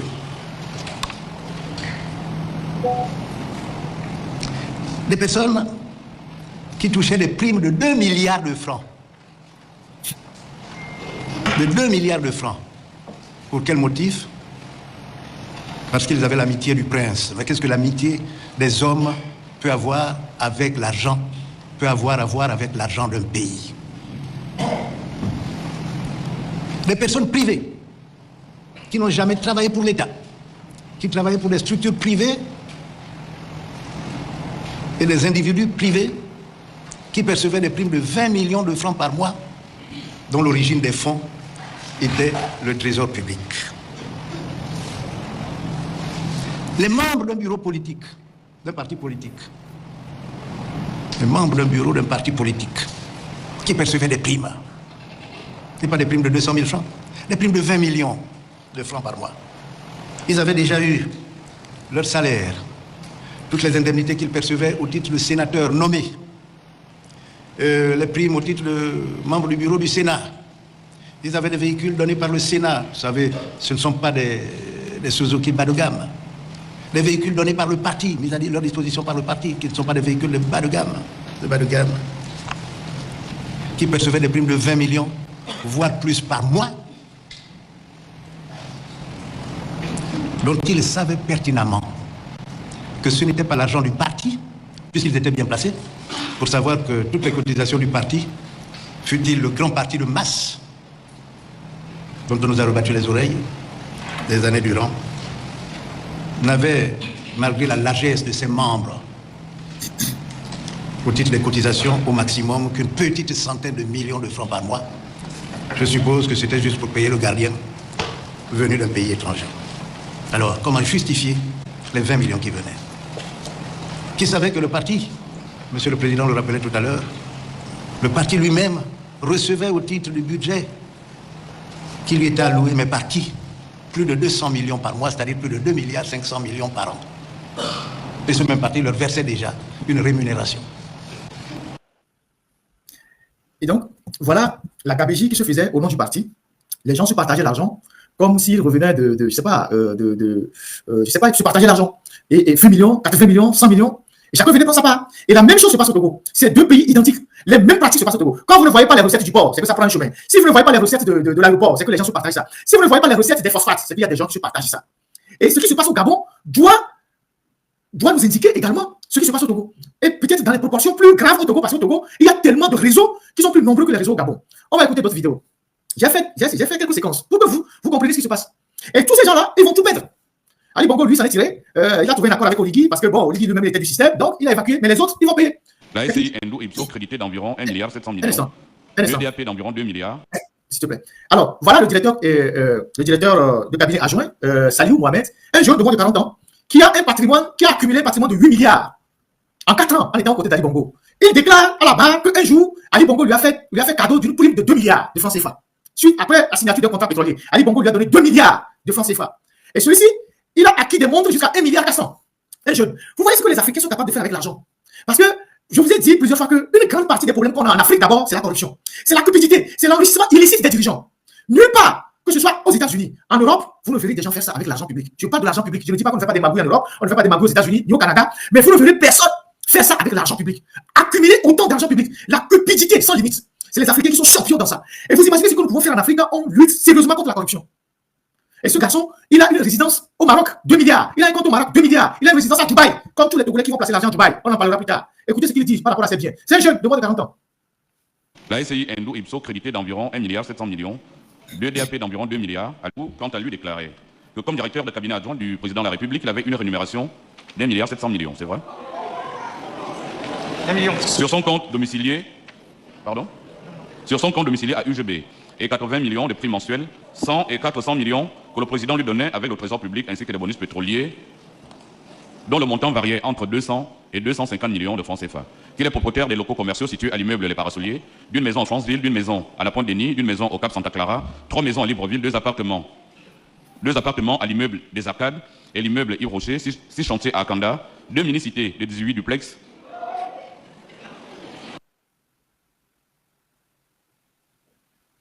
et des bureaux contenant 3 hangars et des bureaux, 3 terrains à Port-Gentil, 11 terrains à Kanda, 13 appartements et 3 terrains communs, s'il vous plaît. 3 terrains communs avec son frère Osseni Ossa Abdoul et d'un terrain à Okala. Vous possédez également 16 véhicules, un bateau de plaisance, 6 jet skis et casse-poids. Vous êtes aussi propriétaire de plusieurs comptes bancaires au Gabon, notamment BGFI, crédités à hauteur de 500 millions.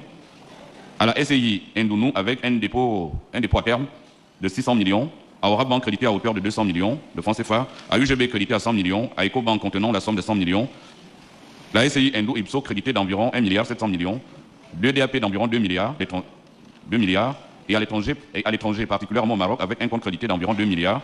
Vous avouez également avoir connaissance de l'existence des cachets de signature du président de la République, et vous affirmiez lors de votre audition avoir vu utiliser dans votre résidence le cachet, et le nommé Kamusé Jordan et lui-même étaient des prénoms de Bongo Valentin Nourdine dans la SCI India.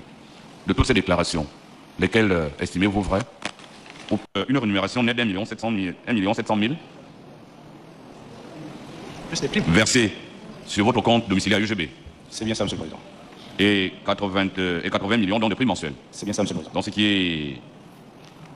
ce qui vous revenait à 81 700 000 francs par mois. Le salaire. 100 à 400 millions que le président vous donnait avec le trésor public ainsi que les bonus pétroliers. Vos bonus pétroliers s'élevaient à combien? J'en ai eu au total 450, Monsieur le Président. Ces bonus, ils étaient mensuels, annuels, trimestriels? Non, sur toute la période où j'étais en fonction, j'ai eu au total 450 millions, Monsieur le Président. 450 millions, Monsieur le Président.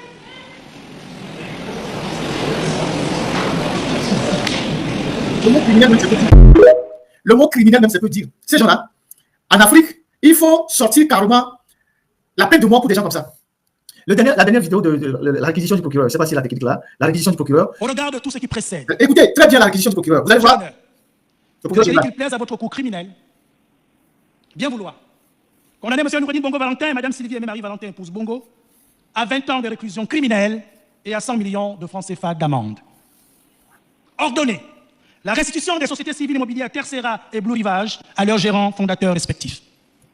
Ordonner la confiscation intégrale au profit de l'État de tous les avoirs bancaires gelés par le juge d'instruction spécialisé, de tous les comptes bancaires identifiés, des biens meubles et immeubles tels que les aéronefs, les actifs hôteliers et immobiliers, l'hôtel Onomo, le complexe Mayena, l'hôtel Radisson Blu, l'hôtel Damba. S'il vous plaît. Confisqués toujours au profit de l'État gabonais. Technique. Les actifs pétroliers miniers sur... Un instant. Mettez là. Vous avez entendu ce qu'il dit? Il a dit de saisir et restituer dans le domaine de l'État les hôtels Radisson. En homo. Vous avez entendu ça? Vous avez entendu ça? Les hôtels qui sont au Togo là, à qui ça appartient? Je vous avais déjà dit quelque chose par rapport à Onomo. Vous avez entendu? Ici, ils ont fait des enquêtes très fouillées. Les gens qui ont utilisé les prêtres, là où ils se sont cachés, ils ont découvert tout. Et c'est pareil au Togo. C'est pareil au Togo. C'est pareil au Togo. Continue. Technique. Les champs pétroliers Sardines et Olowi, la société Nogam Mining, les actifs à Delta Synergie, ACK Cadiz et à BGFI Holding Corporation, les biens immobiliers et résidences privées, un palace 6 à Charles Street, accompagné de 2 appartements 6 dans le même quartier, un palace à Marrakech, une maison à Rabat, la résidence NAM située à Libreville, d'une valeur évaluée à 80 milliards de francs CFA. Les parts sociales et titres financiers détenus dans les structures suivantes. Technique.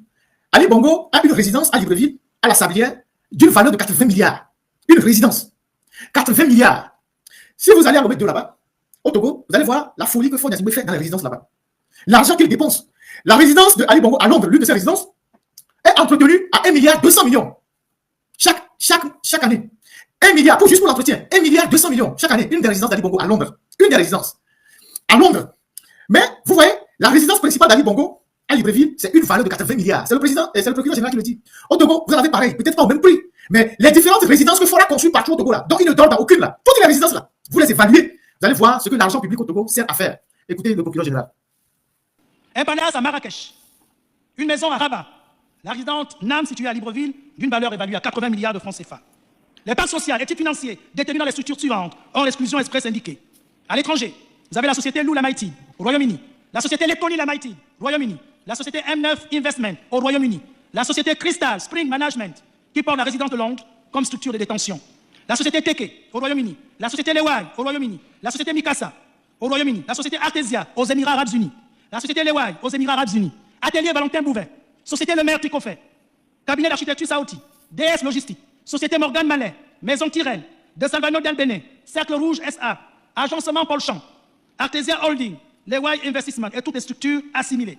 Société Forafi, société Jet Magic, au Gabon, SCI Martin Pêcheur, SCI Sab, SCI Issa, SCI Stellar, SCI Athena, SCI West NJ, SCI Pegasus, SCI Amboé, Nomba, SCI Mars, SCI Noura, SCI Lilia, SCI Africa Dream, SCI Telus 1 et 2, SCI Valbona, SCI Green et 14, SCI Paradig, École Ruban Vert, Société Sana Investment, Société Jerry, Société Nai Engineering, Aquarius SA, Capella SA, Alpha Centuring Mining, Aelis Voyage, SCI Ingia, Société Osa Finance, Société Omega, Société Media Invest, Société Civile Immobilière Avorbam, SCI MUR, SCI Alliance, Groupe Evolus, APC, SIVA, Excellium, etc. Condamnés solidairement, Madame Sylvie Aimé Marie Valentin épouse Bongo, et Noureddine Bongo Valentin a remboursé à l'État gabonais la somme de 4 milliards 402 millions de francs CFA. Sur la constitution des partis civils, je m'en remets, Monsieur le Président, à votre sagesse habituelle. Monsieur le Président, au-delà des peines, il y a la symbolique. Ce verdict ne sera pas un châtiment, il sera une délivrance. Car la justice, lorsqu'elle s'élève contre la corruption, n'est pas la vengeance des hommes, elle est la mémoire de la République. Aujourd'hui, Monsieur le Président, vous avez la possibilité de réparer ce braquage, vie la République. De dire que plus jamais, l'État ne sera plus pris en otage, de rendre à ce pays sa fierté, sa dignité et sa foi en lui-même. Ce jugement ne concerne pas deux accusés, Monsieur le Président, il concerne également des générations entières. Alors, au nom du peuple gabonais, au nom des travailleurs qui se lèvent tôt, Monsieur le Président, au nom des jeunes qui espèrent, au nom de nos anciens qui ont tant donné à ce pays, je vous dis avec gravité, rendez la justice. Pas une justice de surpasse, mais une justice d'exemple, Monsieur le Président. Une justice qui ne tremble pas devant les puissants. Une justice qui répare, qui réconcilie, qui reconstruit, Monsieur le Président.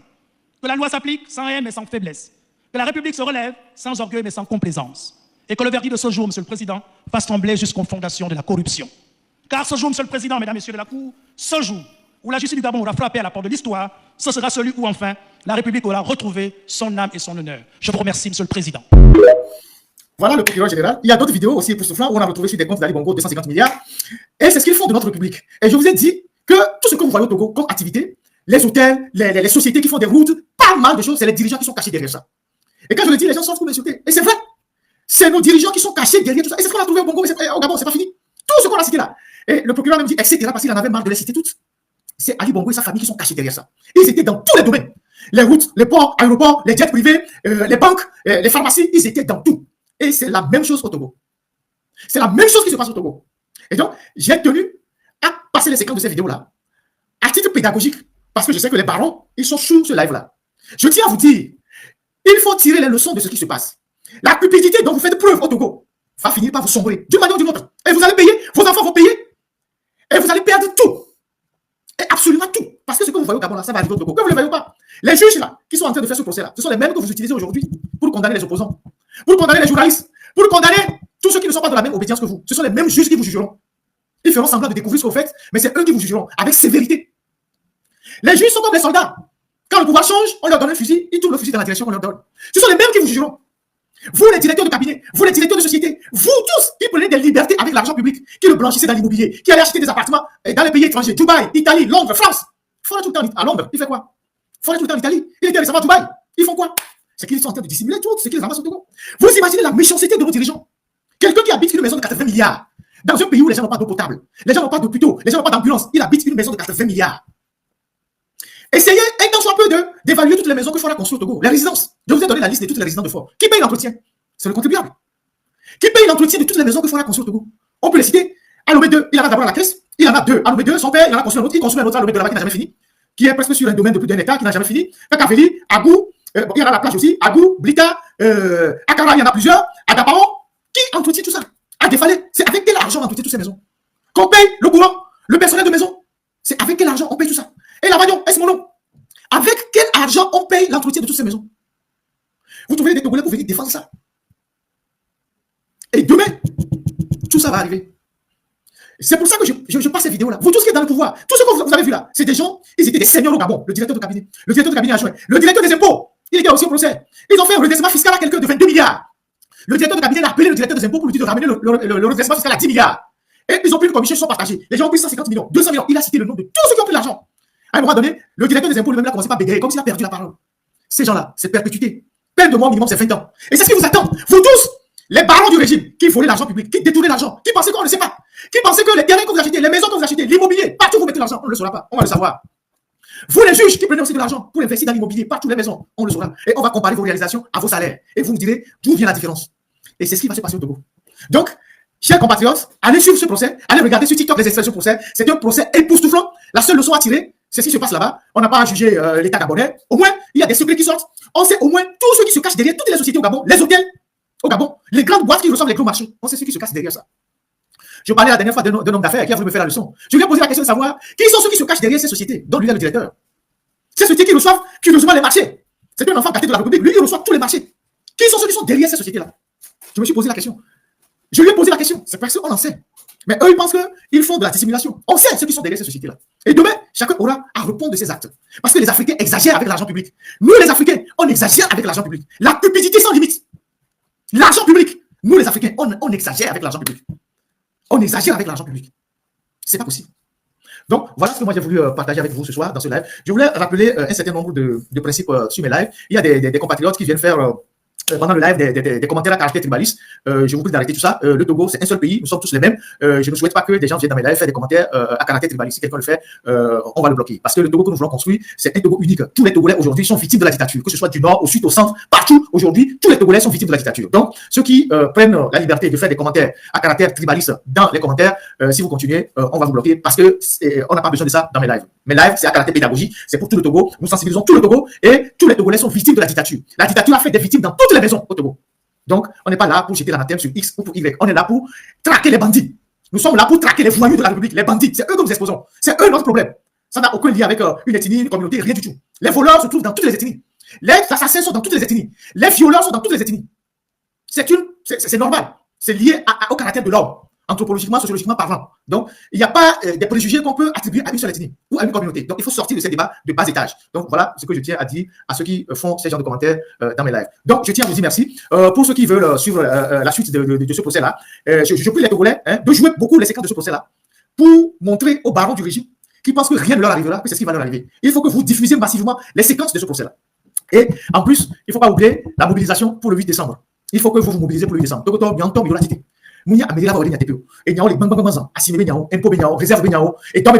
a plus de 3000 dockers au port autonome de Lomé qui sont maltraités. 3000 dockers. Il n'y a pas même dockers, les dockers qui sont au port. Le 8 décembre, il faut sortir. Mais pas pour casser, pas pour aller faire quoi que ce soit, mais pour dire cette gouvernance-là, on n'en veut plus. Tous les dockers qui sont au port, vous êtes 8000 au port. Vous qui êtes dans les industries qui sont exploitées, zone franche, partout. On vous veut dans la rue, allez dans la rue pour dire vous n'êtes pas d'accord. C'est votre droit le plus absolu de manifester dans la rue pour dire à ceux qui gouvernent le Togo que vous n'êtes pas d'accord. Ford Assimbe, en faisant adopter l'avant-projet de loi, dans le communiqué qu'il a sorti, il a dit que le budget a augmenté de 14%.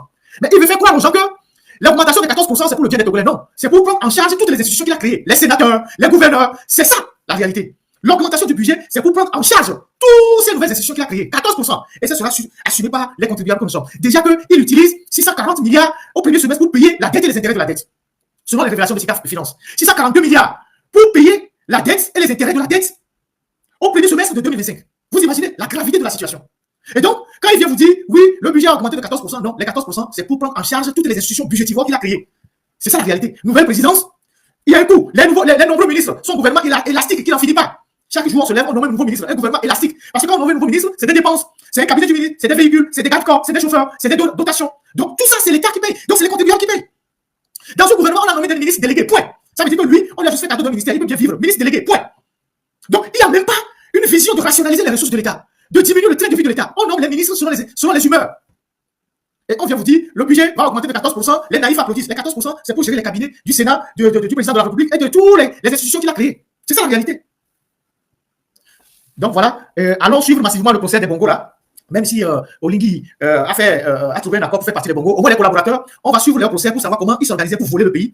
Et ça aussi, c'est intéressant pour demain. Les juges qui sont dans vos tribunaux, qui sont encore intègres, c'est vous qui ferez partie demain du parquet financier. Il y aura un parquet financier au Togo pour juger tous les criminels. Il y aura du boulot. Il y aura du boulot pour juger tous les criminels financiers. Merci à vous tous. Et je vous souhaite une très très bonne semaine. Et on se retrouve la semaine prochaine. Merci. Technique.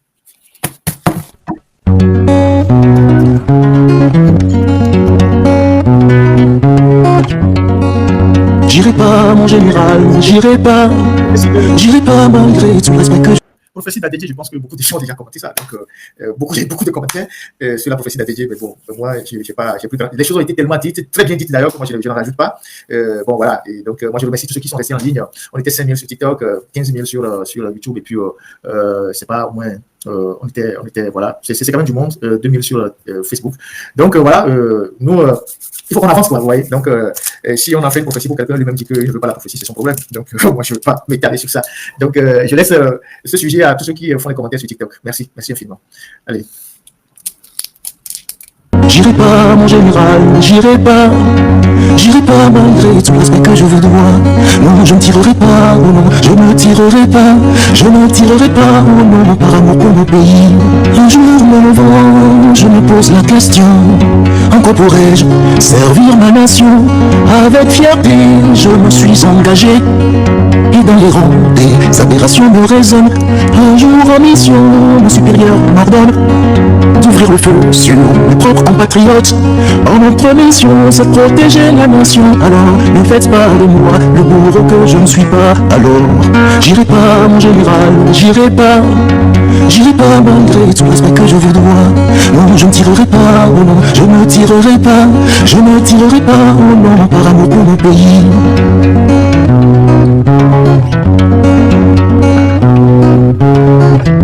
Moi j'ai retrouvé en entrant dans l'armée de fortes valeurs, mais les dérives m'ont bouleversé. Mon compatriote sur qui je pointe mon arme pourra être demain mon sauveur inattendu. Ne vous méprenez pas, mon général, ne croyez pas que je voulais vous désobéir. Je suis bon militaire et j'aime pas semer le chaos. J'ai la plénitude de toute ma conscience. Alors j'irai pas, mon général, non, j'irai pas malgré tout le respect que je vous dois. Non, je ne tirerai pas, oh non, je ne tirerai pas, oh non, par amour pour mon pays.